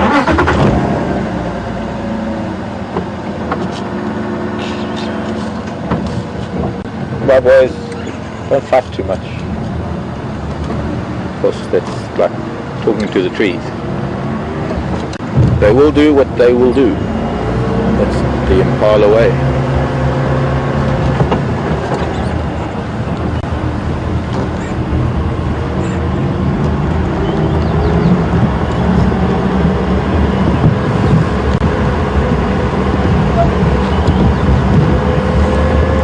I had a nice sighting of an elephant bull yesterday. It was a lovely big bull in must. Unfortunately, when I saw him, he was single-mindedly heading for the dam up on Buffelshoek.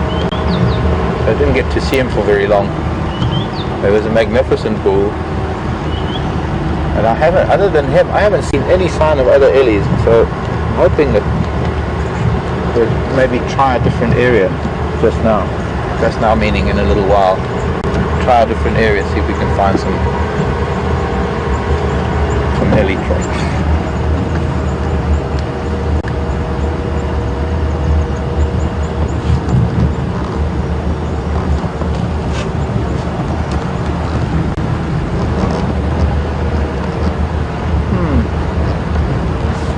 Tammy sent a tweet, hashtag Safari Live. Tammy was asking about cashew nut trees. Do we get them in the area, and if not, where? Mostly coastal regions, Tammy, but cashews are not indigenous to Africa. They are found all the way up from Mozambique into East Africa. I'm not too sure of their distribution in West Africa, but I know a lot of our cashews all come from either Mozambique or East Africa. I spend a lot of time, hey baby kudu. But first, I'm going to creep up on this pond right next to the road before we get, because I don't know if we're going to get to see the kudus a little bit further. It had water in yesterday, and the water has dried up already, but I want to look at that hole that has tracks, and unfortunately it's got a lot of new sand coming out of it. The water level was almost at the mouth of that hole. I can see the debris from the water, and I can also see fresh tracks. There's a freshwater crab that lives here, and I was so hoping there was still some water and that we could see the crab.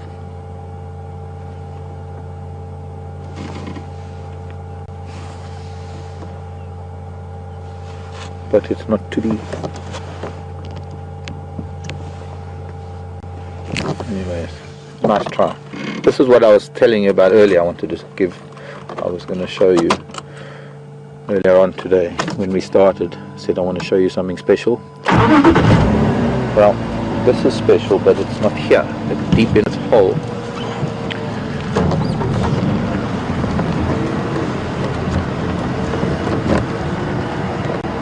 The little crab sits there and waits for a rainfall to get a bit of water and I guess feed.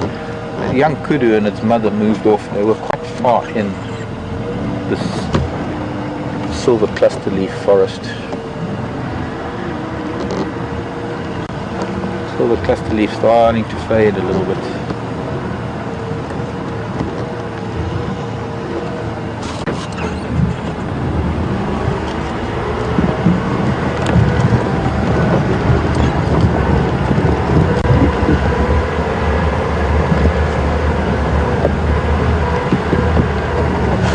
A wildebeest.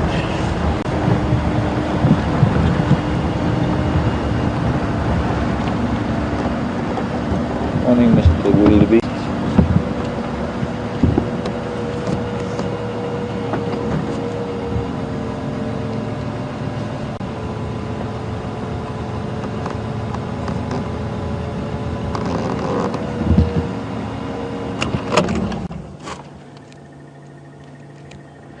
Interesting that some people have sent in info about wildebeest at Gowrie Dam, because I would have thought then that this would maybe be the wildebeest that I saw earlier. So clearly there are different wildebeest bulls or groups around.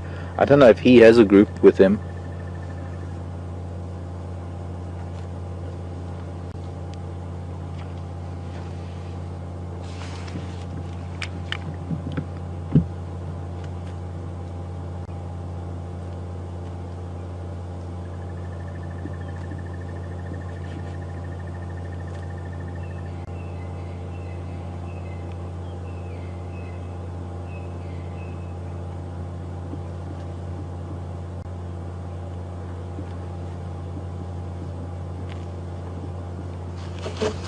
Try and move back a little.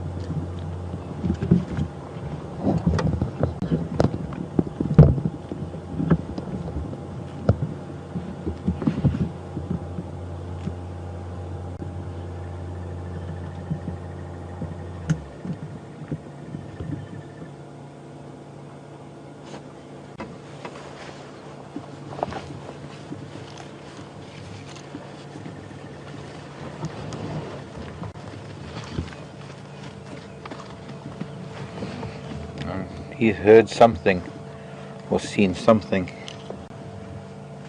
Trotted across the road, he's listening intently, and I want to start the car right now. But I wonder if he heard other wildebeest.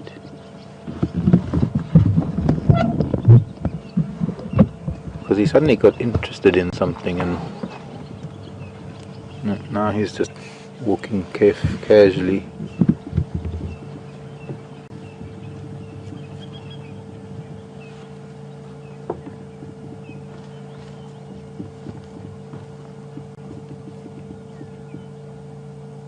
You can see by his posture that he's stopping and listening, even if we can't see his head.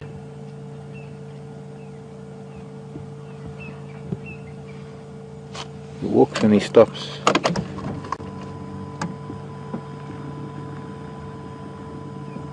I'm not hearing anything, but of course I'm not a wildebeest, so I can only guess that maybe he could hear something, maybe females, the rest of his herd.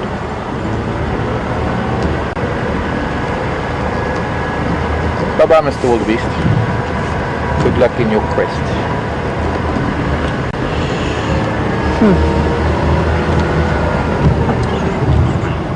I just heard him. Ooh. Yes, now he's calling them. I can't see him, but listen.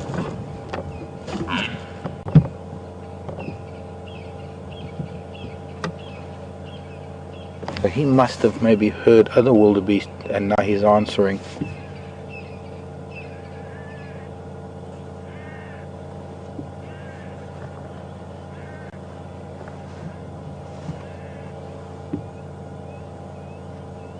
Oh, he's listening now. Did you manage to hear that? Good name. That's how they get their name. Good name. Because they say good name. No?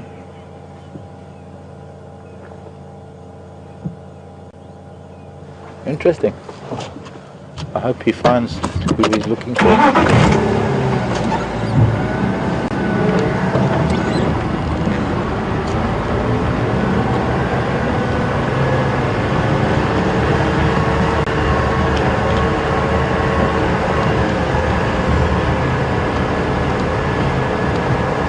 Not the same kudu calf that I saw earlier, different one, but there's another kudu here.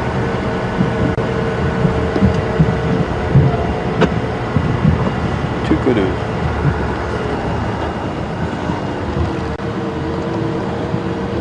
Morning ladies, out in the open, lovely.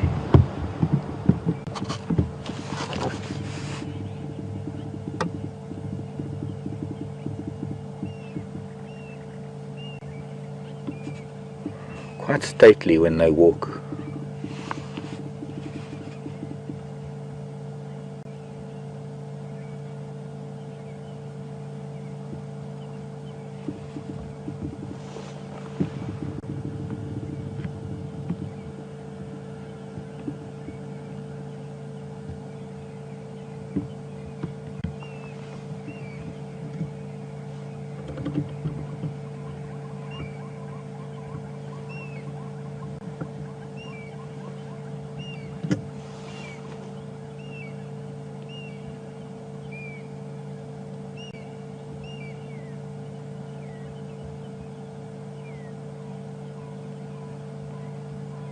And whilst they have very good eyesight, it's quite clear that their world revolves around what they can hear and what noises they can't, or the surround sound of life that tells them everything is okay. There's a steenbok from the Kudut, the largest antelope that we're going to get here, to one of the smallest, the little steenbok, making its way through the guarri thicket.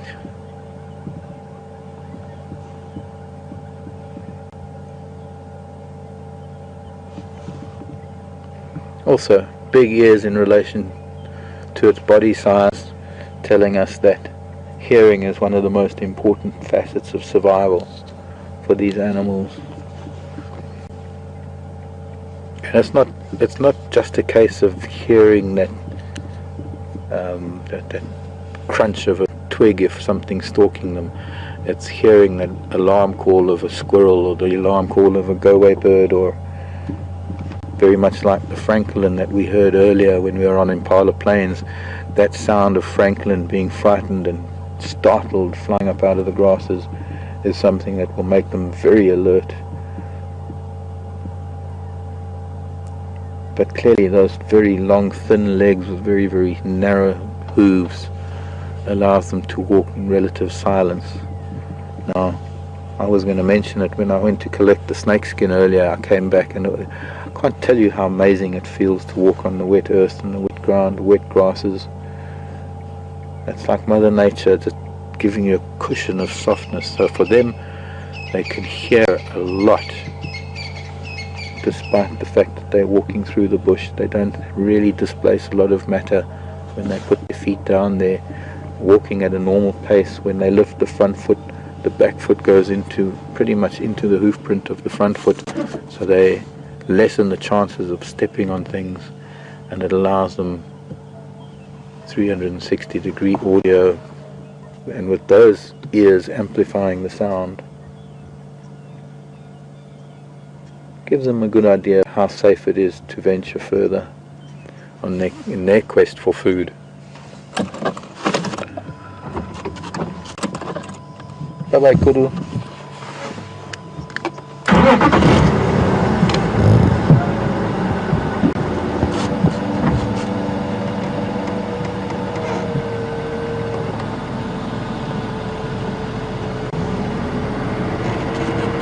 Morning, Carol.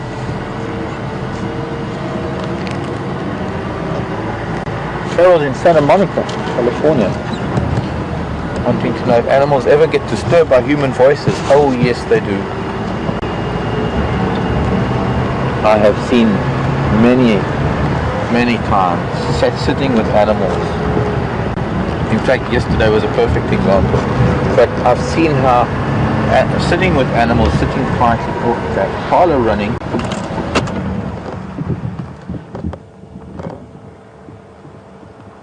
that's sort of rutting running. I was hoping we would hear the noise that goes along with it.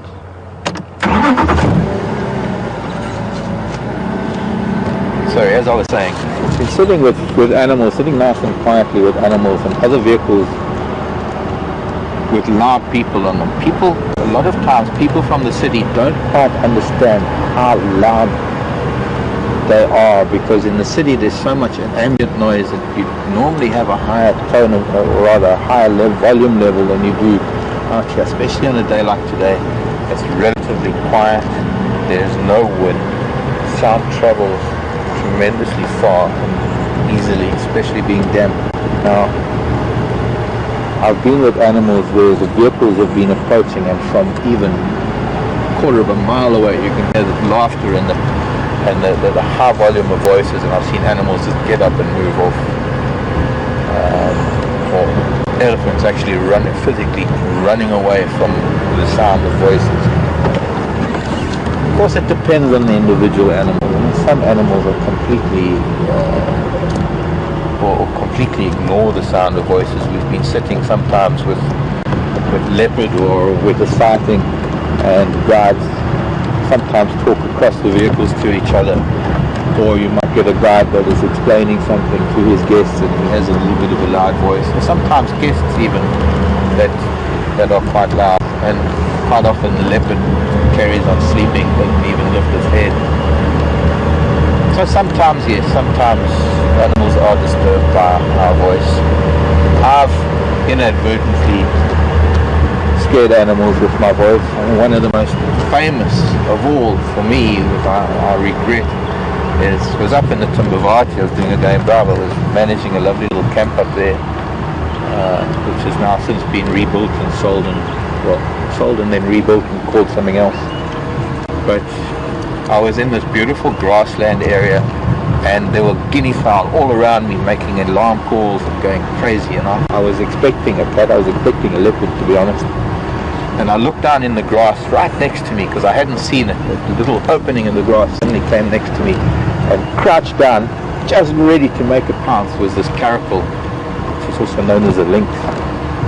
And I said, oh, there's a caracal, but I just said it a little bit too loud, and the caracal bolted, and the guinea fowl flew in every direction, and of course I messed up the caracal's hunt, and I feel bad to this day that I disturbed it for a caracal. I also don't see them very often. And I think I've done that a few times, that I get so excited about seeing something, like, oh, there's a something, and I just say it a little bit too loud, and it moves off. We are on Philemon's cut line.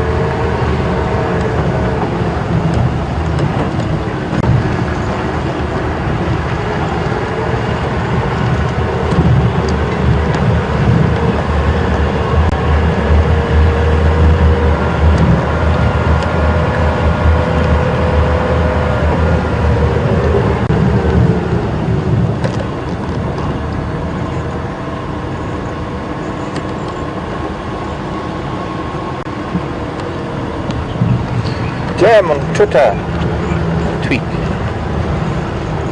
wanting to know about wildebeest. It's only the second time, you're saying only the second time you've seen wildebeest alone. And is this usual or unusual? For wildebeest it's pretty much usual. Bulls, wildebeest bulls have a different kind of a rutting, a different kind of mating process to say Impala. The Impala rams herd females and keep them in, and pretty much keep them in his territory, in his lick, in his, where he has established his breeding ground. And wildebeest, on the other hand, they establish the territory and they wait for females to come to them. They do fight for territory, but invariably the strongest and best wildebeest bull will find an area that has got the best grazing and got the best access to water, and of course that will attract some of the best females. So it's one of nature's ways of making sure that good genes match up with good genes, I suppose, in some ways. But he doesn't physically keep them together the way an Impala ram does. An Impala ram runs around as soon as a female moves even a few yards away from the herd. He runs off and chases her back into the herd. Wildebeest don't really have to do that. It's a little bit more voluntary on the part of the wildebeest females in terms of their presence.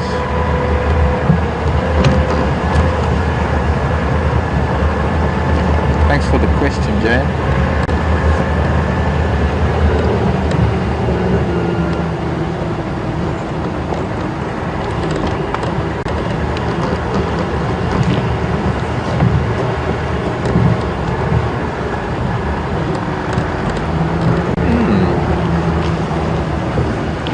Question from Anne in New Jersey.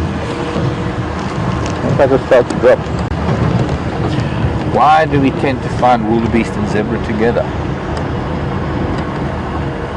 Mostly because they so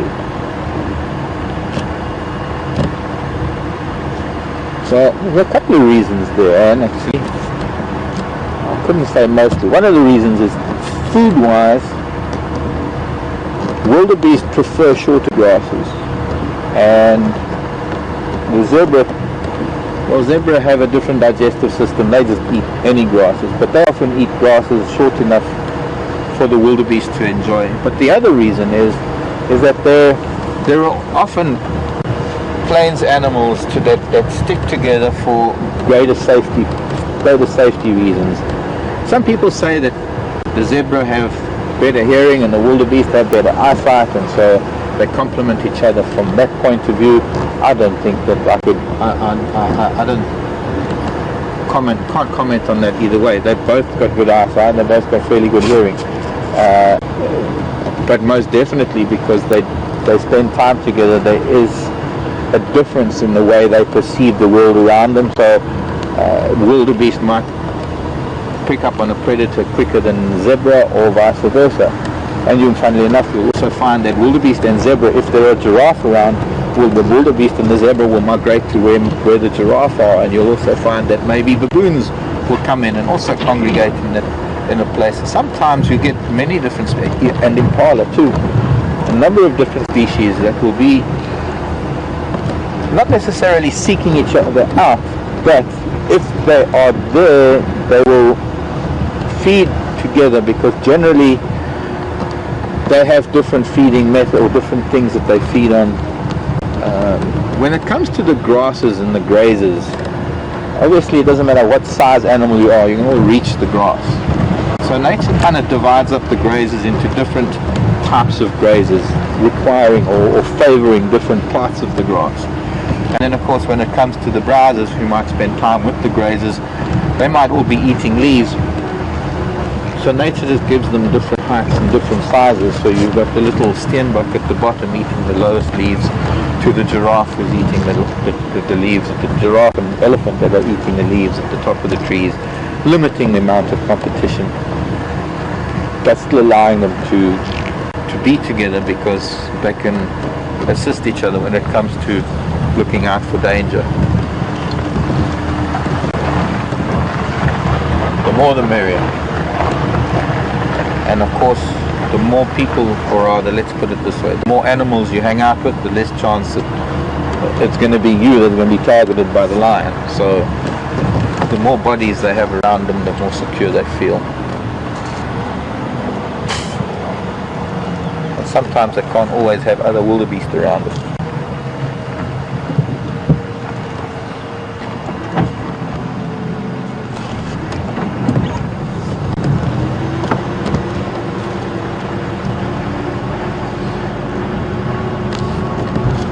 Not really expecting very much to be at, this is Treehouse Dam.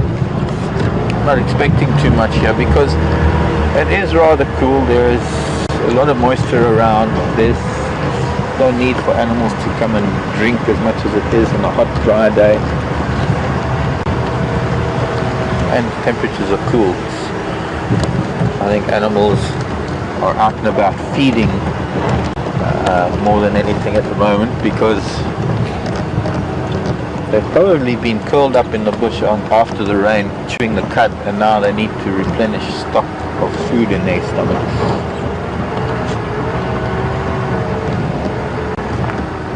Morning everybody, who's here today? You see ripples in the water, which are probably frogs coming up for air, and aquatic insects. Maybe we'll sit and listen for a minute.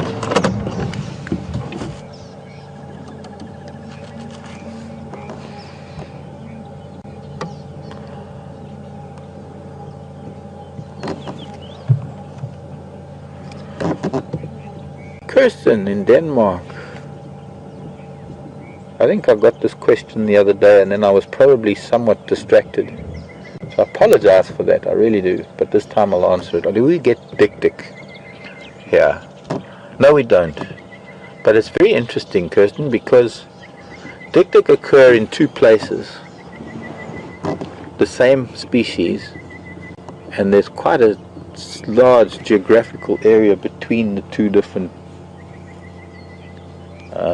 let's call it colonies of dik-dik. Dik-dik, by the way, everybody, are one of the smallest antelope, even smaller than a steenbok, and they mostly occur in East Africa. I've seen them mostly in northern Tanzania and Kenya. Didn't have dik-dik down in southern Tanzania. Well, no, we didn't have dik-dik in the Selous Game Reserve, but there was dik-dik in the Ruaha National Park, which is a little bit further south.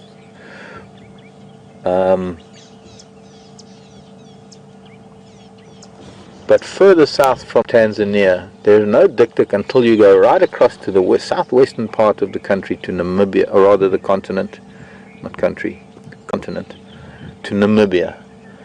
And Namibia has its own population of dik-dik as well. I don't know if historically there's any records of dik-dik being endemic or resident in Namibia, or whether they have been. I heard a theory when I was in East Africa. You see, Namibia was once German Southwest Africa, a German colony, and Tanzania was once a German colony. And there was a theory that Dik were taken to Namibia because they were populated there, because people took them there from East Africa. I don't know how true that is. And that was the reason for these two populations that exist, same Dik that have, there is no population of them in between. So how did they get from one, how did they get such a wide range of distribution from Namibia to Tanzania? Flyers, please, don't find a buffalo.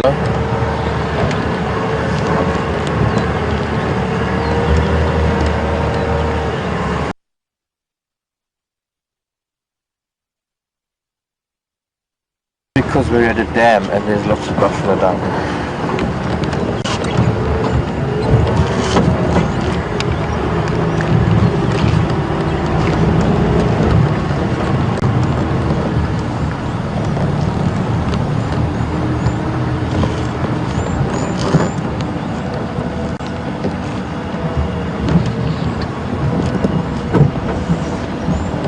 I think it was Virginia asking a question about shedding skins, snake skin. How long does it take for a snake to shed its skin? Anything that happens in the process.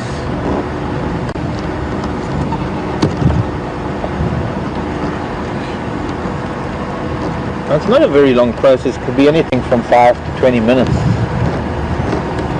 And it's usually done in, I don't think there's anything that happens in the process other than the snake needing thorns or bark or something to catch onto the skin so that it can help pull the skin off of its body. It starts off by lifting the tip of the snout and the tip of the lip, and it hooks that on a branch, and so it kind of pulls, it's like pulling a sock off inside out, or a stocking. So it peels the skin back, and then the snake writhes whilst the skin is caught on a thorn, and it keeps writhing, finding other thorns as it moves forward, sliding the skin off of its body. So you often find the snake skin wrapped around the branches, wrapped around the thorns. It's probably a good time now for them to do so, because it is the conditions are quite moist. The new scales, the new skin is very, very soft. It takes a little bit of time to harden. I don't know how much time. And obviously with very hot, dry conditions, it can get damaged. So these moist, cool conditions are probably the best time for snakes to shed their skin. Also, when it is hot and dry, the skin might not come off in one piece, even though it is quite moist. It can dry, and then the snake ends up having to take it piece by piece.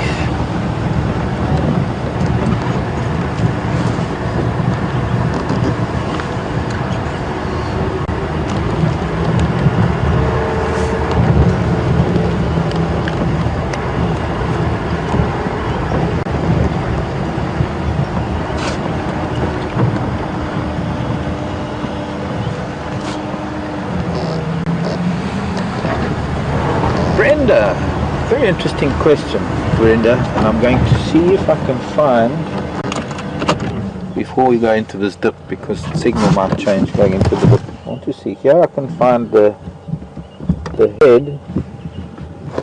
What did I do with it? Oh, it might have blown away. Can't find the head of the skin, which is important to answer Brenda's question. Brenda wants to know, she's heard that snakes go blind prior to shedding their skin. Wants to know if it's true, and if it is true, why is it true? And that would be a lovely thing. And the next time I see a snake skin, I'm going to be able to show you, Brent. I could probably show you, but I only got enough snake skins in my reptile book.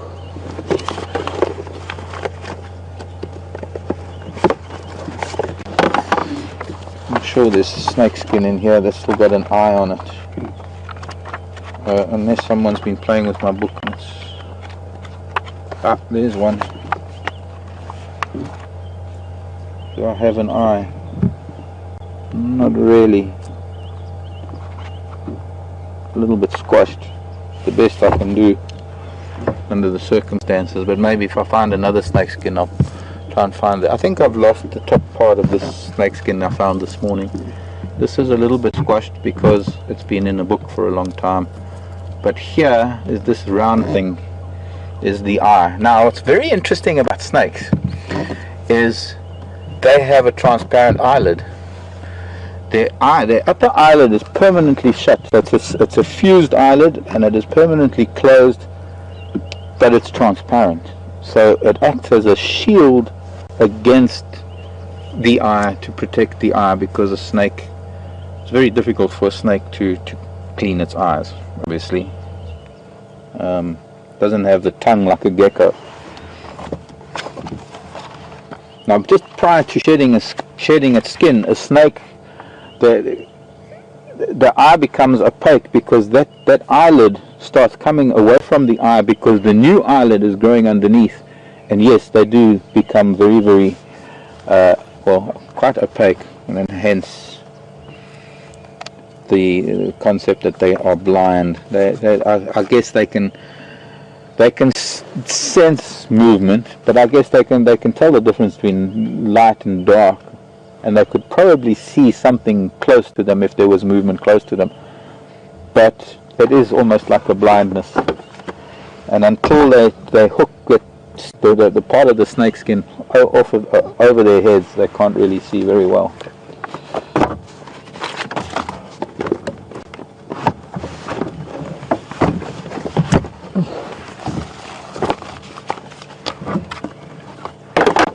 Hope that answers your question, Brenda.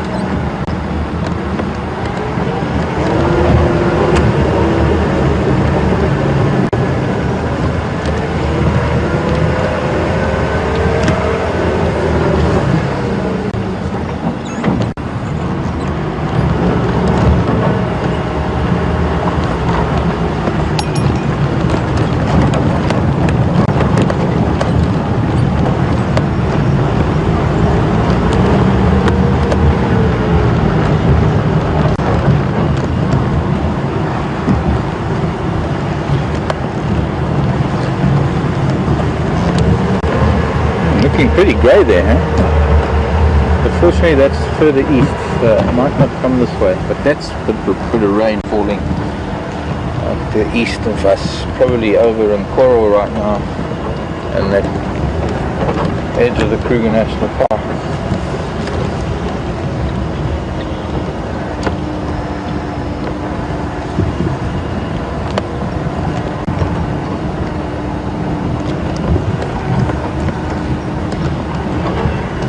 Old elephant dung here, but fresher than I've seen anywhere else today.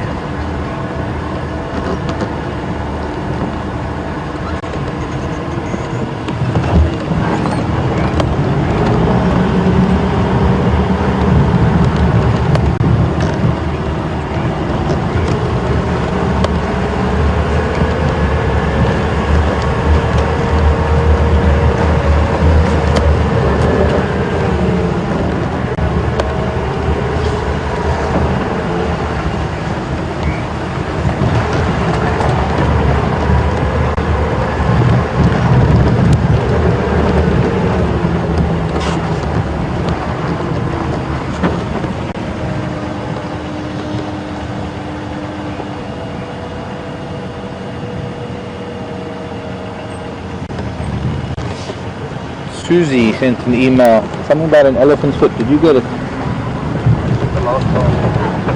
Oh.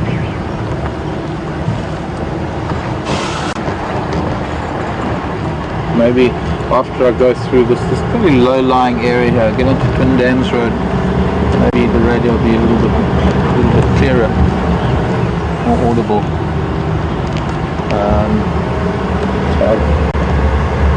So sure, Susie, I'm sure I'll get your question again. Something about an elephant's foot.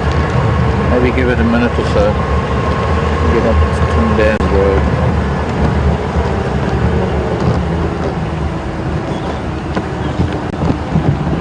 What's that running? Oh, it's an Impala.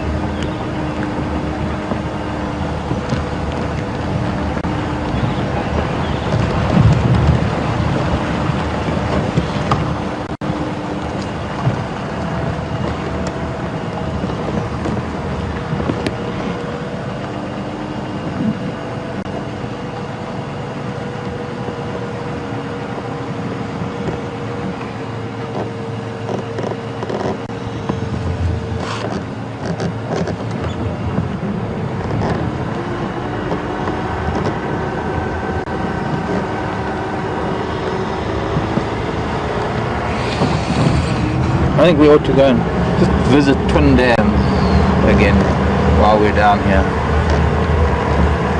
And then I think it's time to go back to quarantine, see what he's up to, see if he's still sleeping, if he's still there, if there's any change.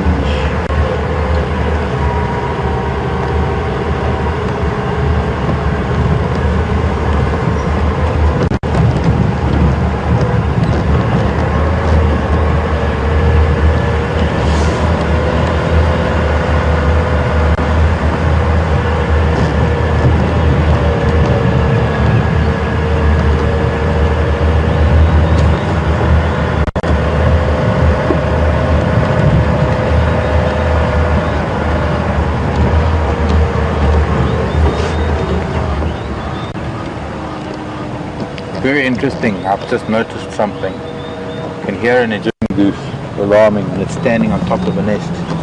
And I don't think that's the goose's nest. I think that's the eagle's nest that the goose is using.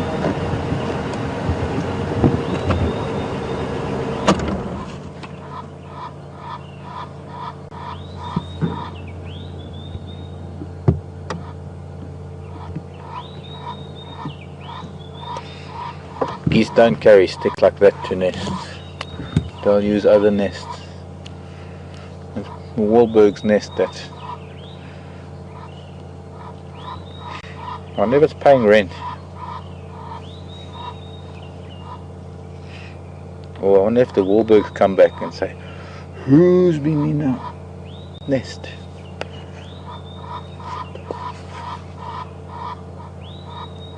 Now, this is an alarm call. It is upset about something. So first we're going to have a look at Twin Dams. I think it's looking towards the drainage line. I think there might be something in the Milwaukee River. Sorry, Brian.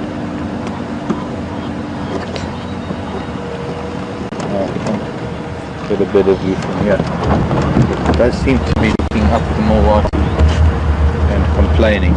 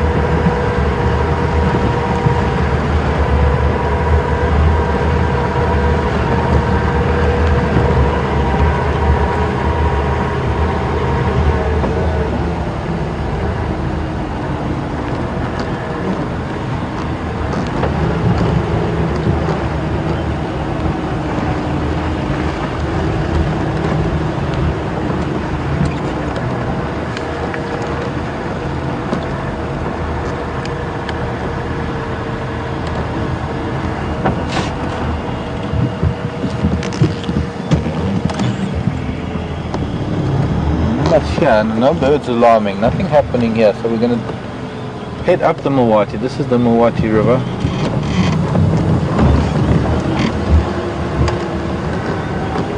See if that goose is right about something.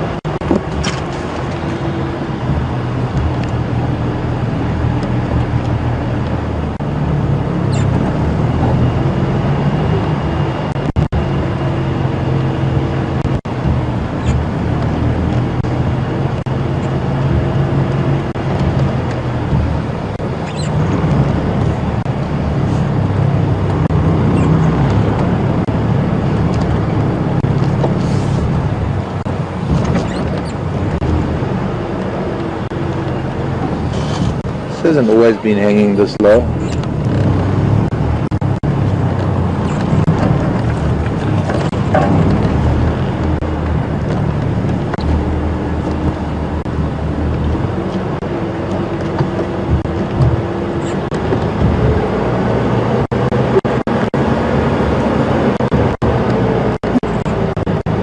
Nothing any tracks down here of a predator. That goose could also do that just because there's another goose flying around or coming close or flying over.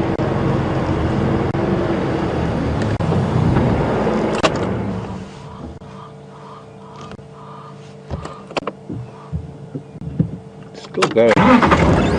Still complaining.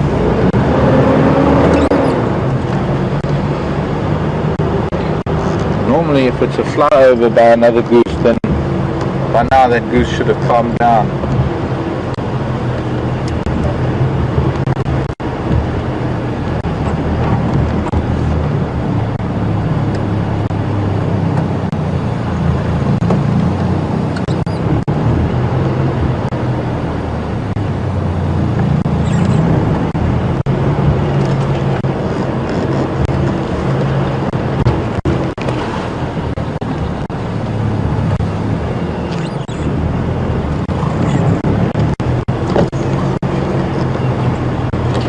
Not always that we are able to find a solution to some of these alarm calls, find out why. Sometimes we just have to accept that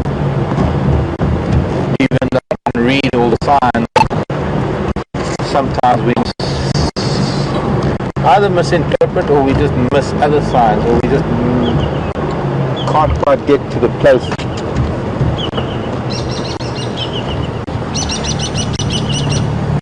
Kingfishers, brown-headed kingfishers going.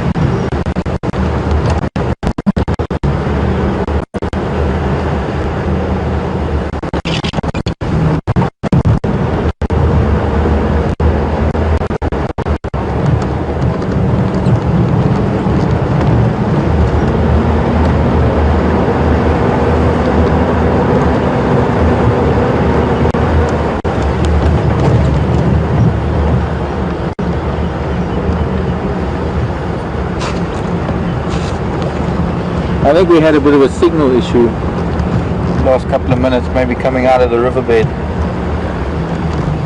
Apologies for that. Hope it's all good now.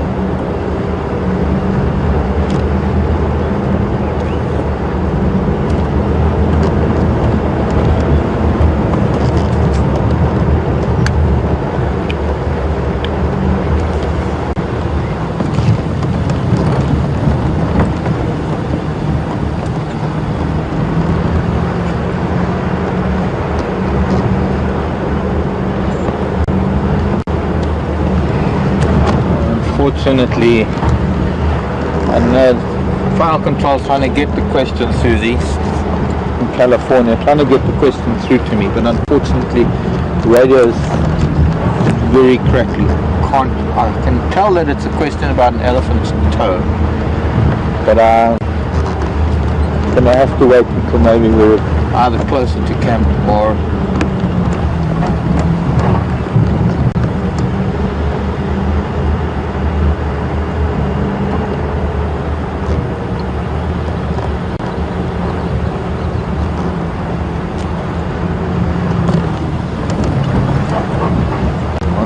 elephant. I think that's coming through now. The number 6 toe, does it have a special purpose? No, there isn't a 6th toe, Susie. Not on an elephant. 5 toes, but we don't see the toes because the elephant's basically standing on tiptoe, and its foot is encased in all this muscle around the toes to create this almost big round flat foot. Now here's a snake skin of note. Wow. I'm going to be a little bit more careful about this one because there are 2 snake skins here actually. 2 different snakes. Yeah, that's a big boom slug. There is occasionally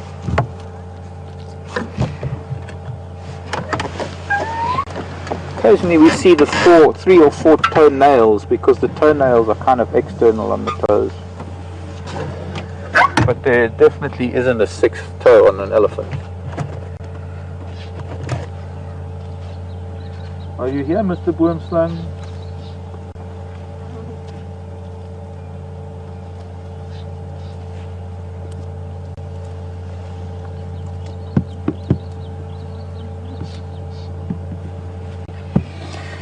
So let's see, size wise, 5 feet to here maybe. Now I could tell that this was a boomslang before I even got close to it because I guess I found a lot of these and I've lived with boomslangs a lot, and well, the scaling tells me that. But also here, now getting back to the question about the snake's eyes, if we can just have a look at the head of this beautiful individual, look at the size of that eye.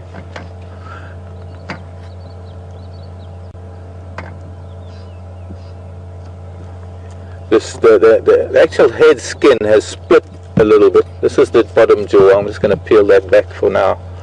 But you can see that the skin of the head has split somewhat. Probably because of the way the snake was extracting itself from its old skin. But very, very typical of the, well, characteristic in fact of the boomslang is that massive eye. And what we are seeing now is the transparent eyelid of the snake.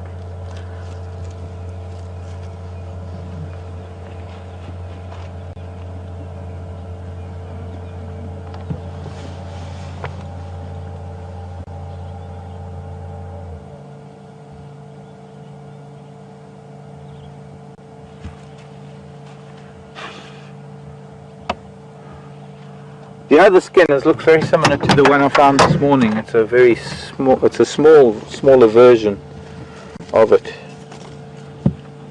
I'll leave that one. But I'd love to have this boomslang skin to show people.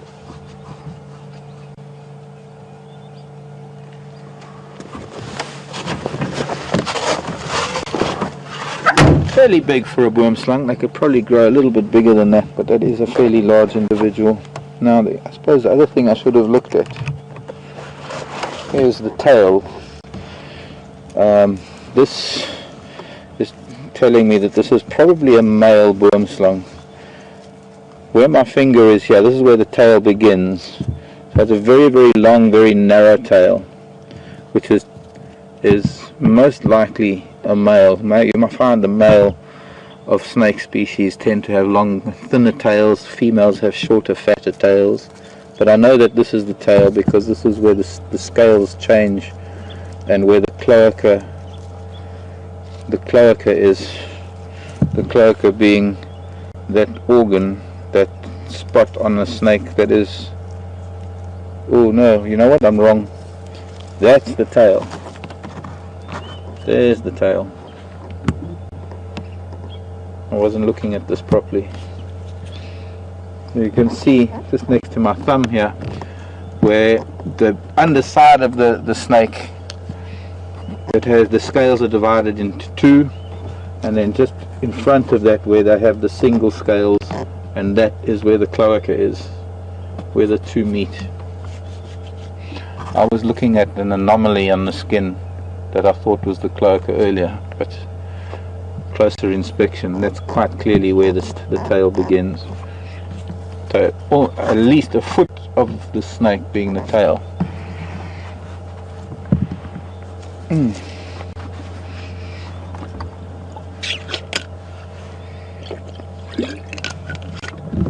Susie, could you send me some information on the sixth toe, this elephant's sixth toe? Susie was asking, what is the purpose? She's heard that it has a special purpose. I'm not too sure if I'm following correctly, but quite amazing, hey Brian? Yeah, it's incredible. Oh, you don't quite get the same. I've seen. Yeah, you don't quite get the same effect with the smaller snakes because you can't really see the scaling and you can't really see the facial features on the smaller snakes. That's phenomenal.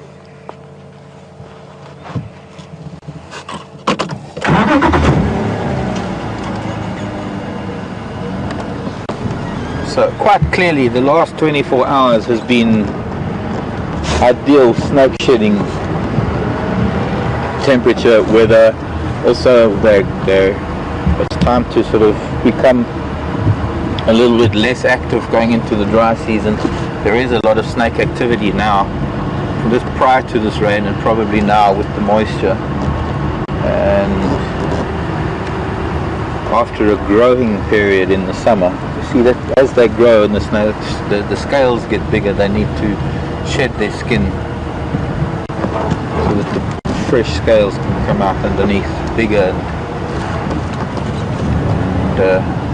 shinier than the older ones. And then probably when they wake up in the springtime, they're not going to hibernate like they do in northern climates where there is snow and ice and temperatures drop so much. Here they even will be active on a hot winter's day. I know it sounds weird to say that, but we do have hot winter days.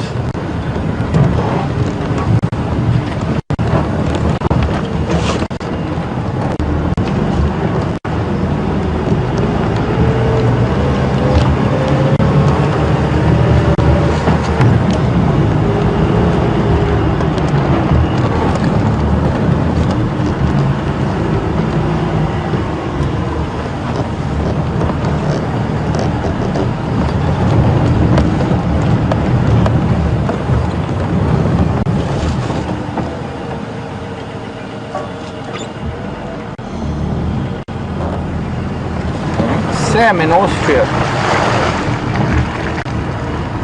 And then a very interesting question. Guten Morgen. I visited Austria once, loved it. Wanting to know what, in my opinion, is the reason for the dimorphism, sexual dimorphism in the Nyala, because it is probably one of the most striking of all. Now, sexual dimorphism basically means the difference in male and female appearances.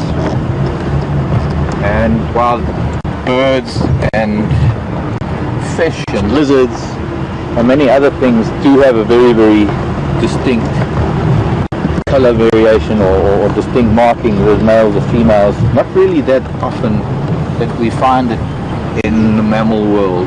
Clearly lion have the big mane in places, but for Nyala I think it is because Nyala settle the differences more with display than with physical contact.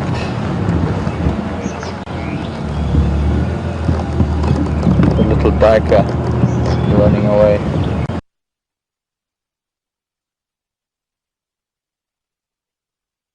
Visual display that they go through this very good. Were you still on it?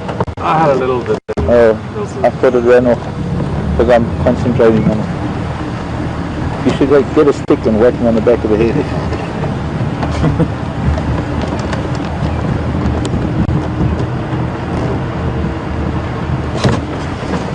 Oh, drag marks. Very interesting, drag marks. It's not easy to see, but on the road, on the right hand side of the road, something has been dragged. Normally it's a body that's being dragged that makes noise like that. I mean noise. Marks. Okay, noise, I'm making the noise. Excuse me, I want to have a look at this before I drive on top of it.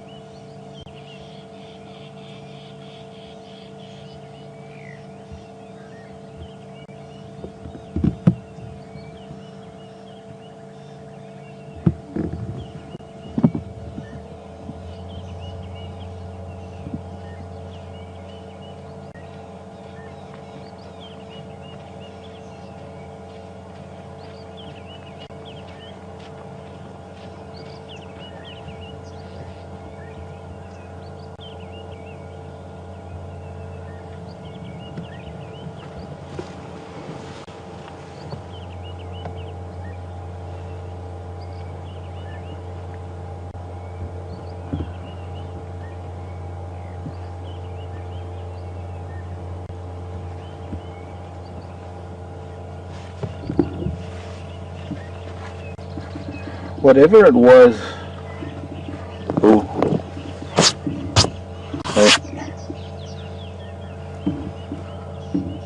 whatever it was, it appears to have been dragging that way.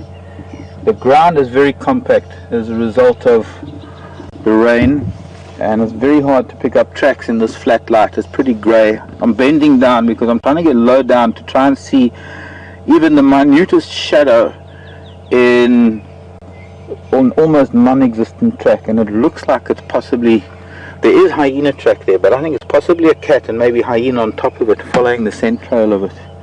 We're going to drive along and have a look. Looks like one of them stood on a beetle, a very interesting beetle.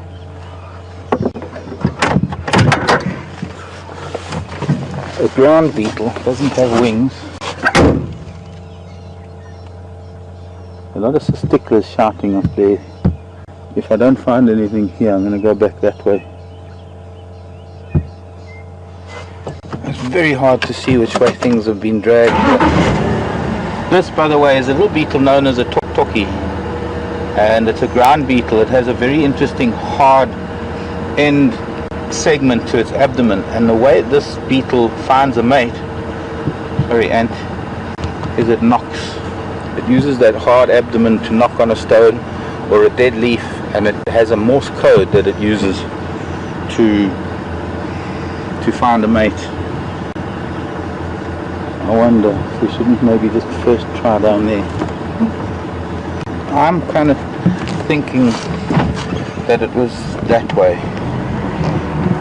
But now I've got to check this out first, because there's some little brown birds known as testiculars, or it could even be prineals.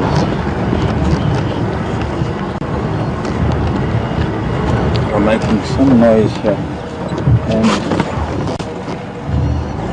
I'm not seeing the grasses flattened.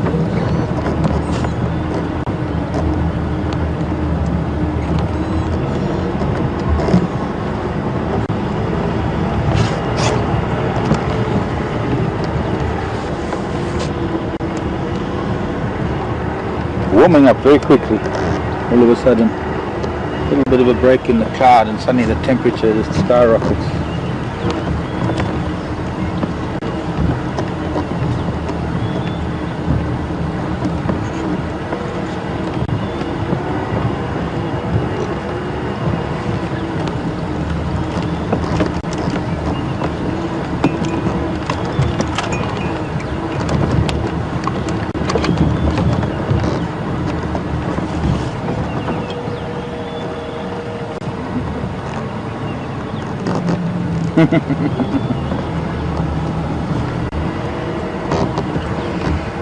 Viewers are asking about Tacoma.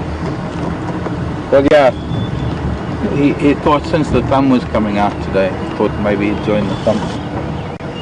The magnetic monkey, Canadian.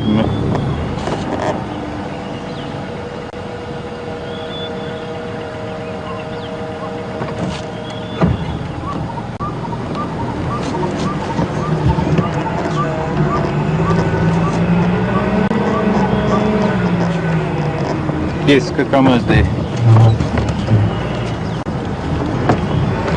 Sitting on the microphone with my tracker this morning. He's the one that found the drag marks. But he can't tell me anything more about it.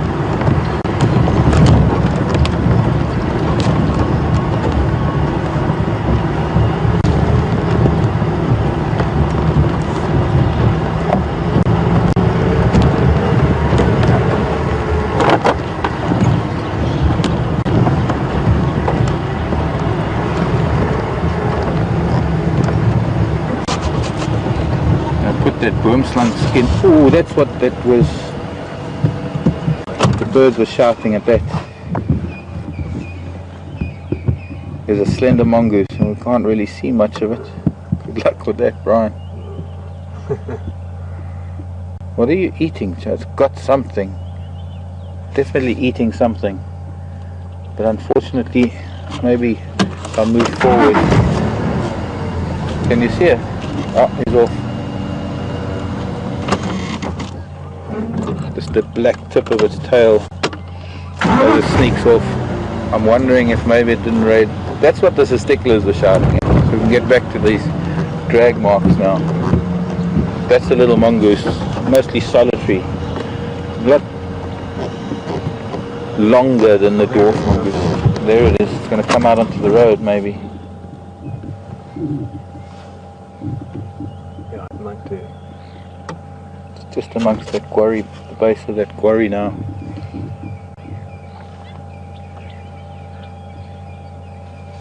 Yeah, here it comes. About to, we'll probably just dash across the road. Maybe it'll stop. Come on, child. Hello, beautiful. Oh, such an incredible, such a rare sight to actually get to see it so nicely like that. Awesome. Beautiful tail, gorgeous little creature. The slender mongoose. Climbs trees and raids birds' nests. I've seen them catching birds.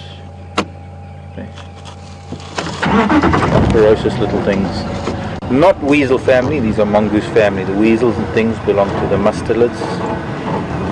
The mongoose all belong to the viverids. Closely related, but kind of like dogs and cats are related.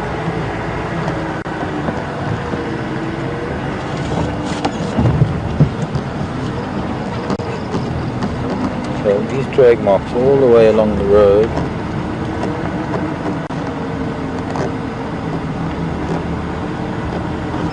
You can see how part of it makes a bit of a zigzag pattern because of obviously whatever it is that's carrying it is moving from side to side as it walks, either carrying it between its legs, and it looks like this is the spot that it gets dragged off of the road. And wrong, completely wrong. Looks like it went the other way. Hard to tell because the hyena tracks here might just be on top of the drag mark rather than being the dragger. No, it's still on the road. definitely hyenas, not leopard drag marks. Definitely went the other way.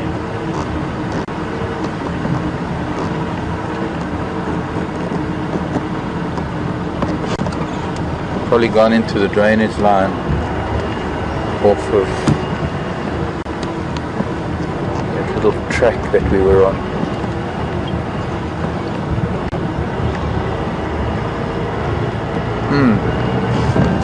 Well, interesting, but no solution. There's also a hyena track going this way. A bit confusing.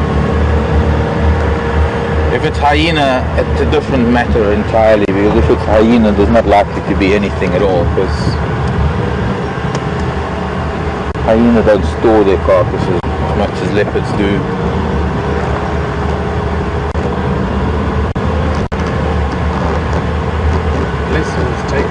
Back to death. Could be. It is sort of direction.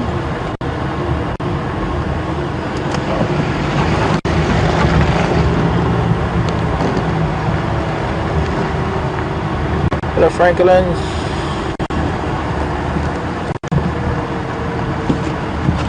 Okay, come you catch up to your family.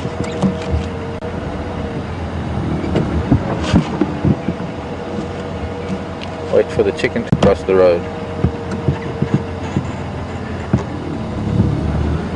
Don't let me rush you, really, I've got all Sunday. Thank you. There was a squirrel here too. Right, we are almost at Gowrie Dam. I wonder if maybe that wasn't a hyena. That'd be interesting to see. We're going to go back to the leopard. I'm not seeing any drag marks here. I guess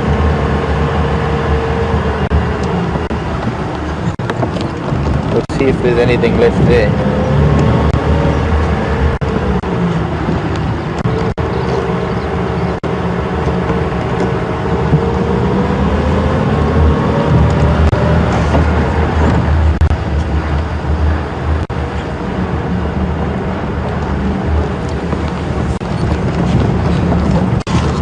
I'm hoping that there's some new viewers, and you might be wondering what we're talking about. Well,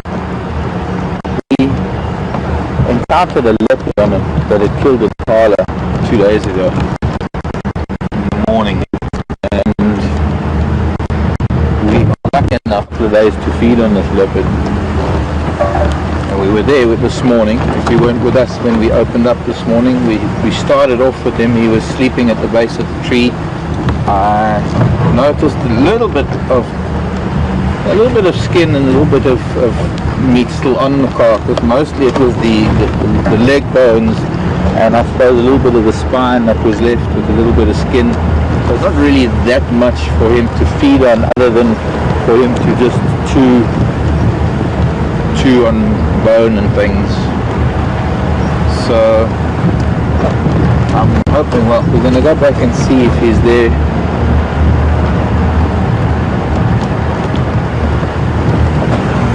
There has been any change, because it could well be that after this morning, and we will come back this afternoon, we'll try and find out if there's any change this afternoon too, but there's a chance that it might all be concluded by this afternoon.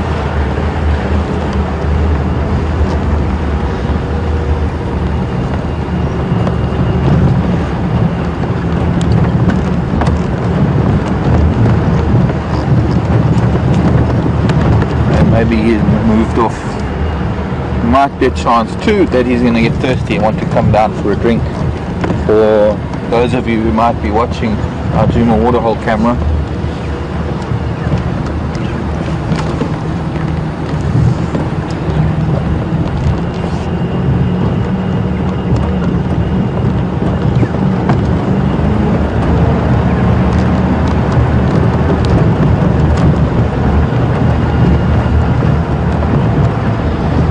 we're at Taylor Lodge.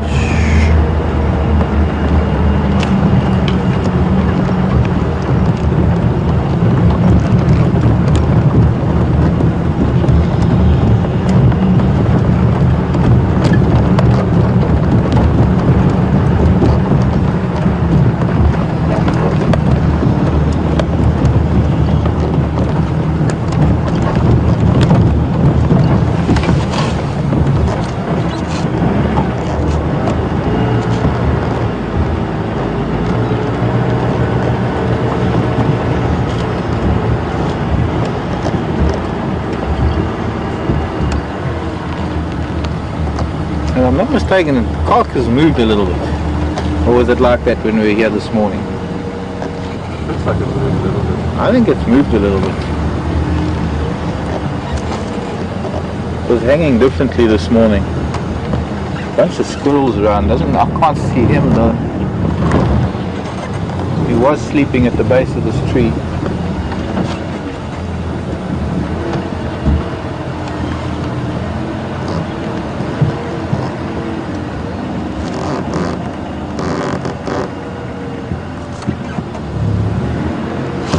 So maybe that's the end of it. There's a remote possibility that he might come back later tonight. There's a lot of bits of bone on the ground there now. Just where he was earlier. So I think he's been back up there feeding. But that he has now moved on.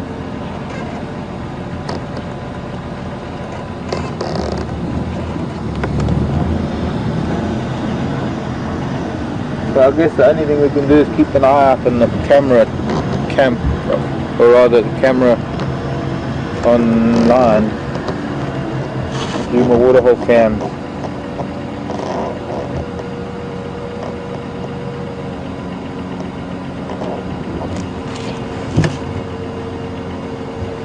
From this angle, maybe better from the other side, it's clearer. But the two front legs hanging down, with, I guess, bits of shoulder blade. There is a little bit of the rump still left higher up the thigh and on the top of the back leg. So there is still a bit of feeding to be done. The pieces that are falling, I'm guessing, are bits of vertebra. And I can't hear any alarm calls that can tell me anything about what direction he took. There are a lot of vehicle tracks here that he possibly would have walked out on, so I'm not going to be able to see anything on the ground that will tell me which direction he went in.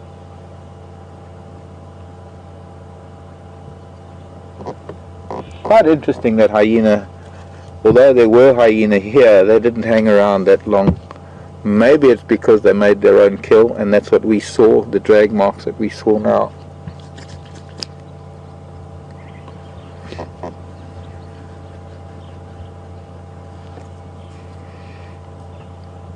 It's possible if he moves off and he then makes another kill somewhere that he will ignore this and he won't even come back for it.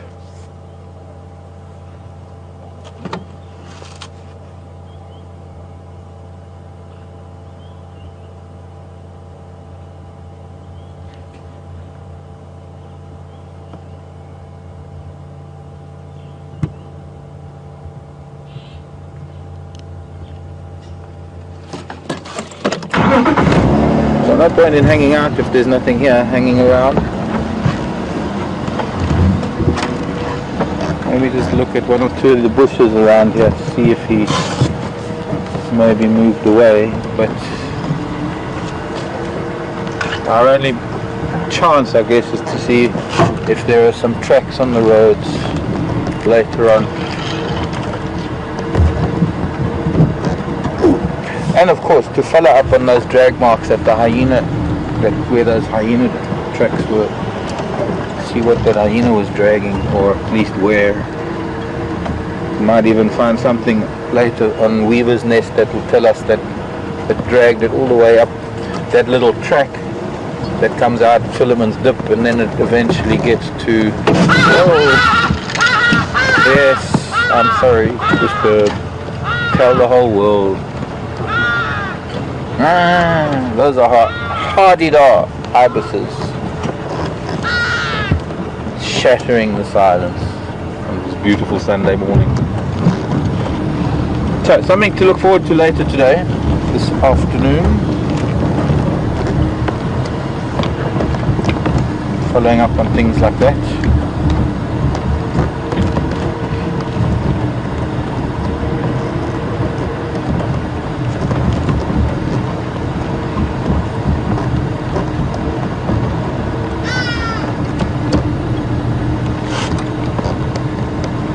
Judy in San Francisco is asking a question that I don't think I can answer. What can I tell you about the immune system of leopards if they don't pick up diseases from the prey that they eat?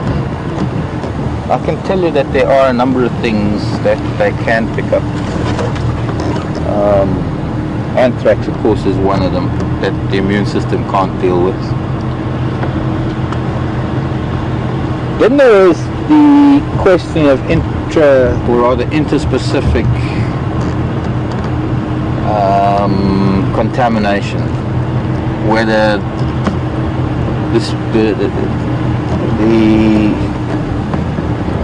a disease or a pathogen or something that affects a herbivore, whether the same thing can affect a carnivore. Now I know that lion can pick up TB from buffalo, and it does affect them, and the immune system obviously can't deal with it. I can't tell you much about a leopard's immune system at all, since I really don't know. I haven't done any study in that area at all. Morning, Hornbill. Want to say hello to everybody in the world? Looking at something on the road, or in the bush. On the road.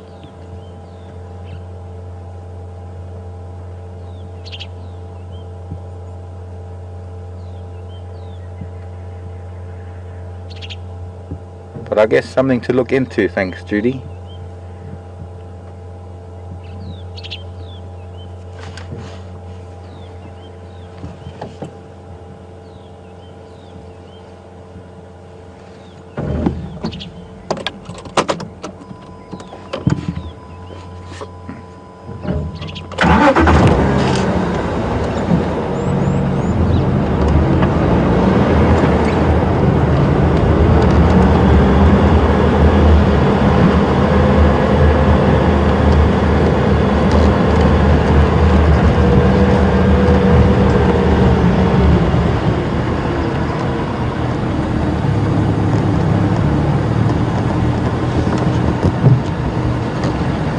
Just heard on the radio that there's a big male leopard up on Cheetah Cut Line, which is on the top of that far ridge, and unfortunately we're not going to have time now, but we will certainly follow up on that this afternoon.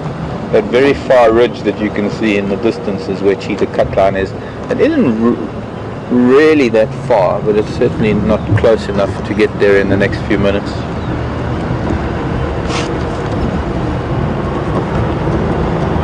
And I'll have to find out from the guys which way it went. Being Cheetah Cut Line right on our boundary, hopefully it'll come this way. If I'm thinking who I think it is no, that doesn't make sense, does it? If it is who I'm thinking it is, that makes more sense. Rest in peace, little beetle. Toki. Mvula, most likely. And since he hasn't been around here for a while and it's been raining, maybe he's coming back to just check on his territory after the rain, and we'd be lucky enough to find him later. This is ideal cat weather. Cats can move around in this a lot, so it could be that he'll be walking around for quite a while. Could be while quarantine isn't there, maybe he's also going on a walkabout, leaving the area where his kill is, because by now it's giving off a fairly strong smell, no doubt, and it's likely to attract attention. So maybe it's time for him to move off and go and find an area that doesn't have his scent all over it, especially if the old man's coming around Mvula. Don't think Mvula would do anything yet. I think it's still early days for these boys. I think they still will be allowed to stick around.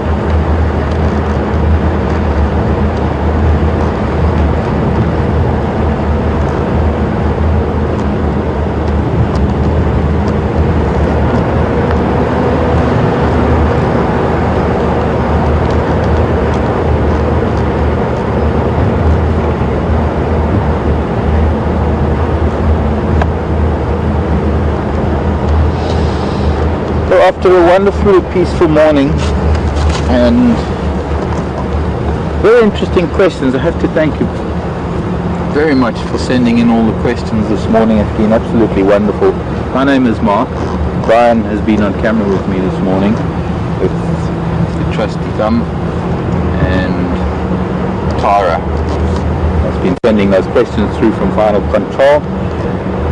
And from all of us here at WildEarth, I hope you have a pleasant night if you're going to bed, but we'll see you 3 o'clock Central African time this afternoon. Love you lots.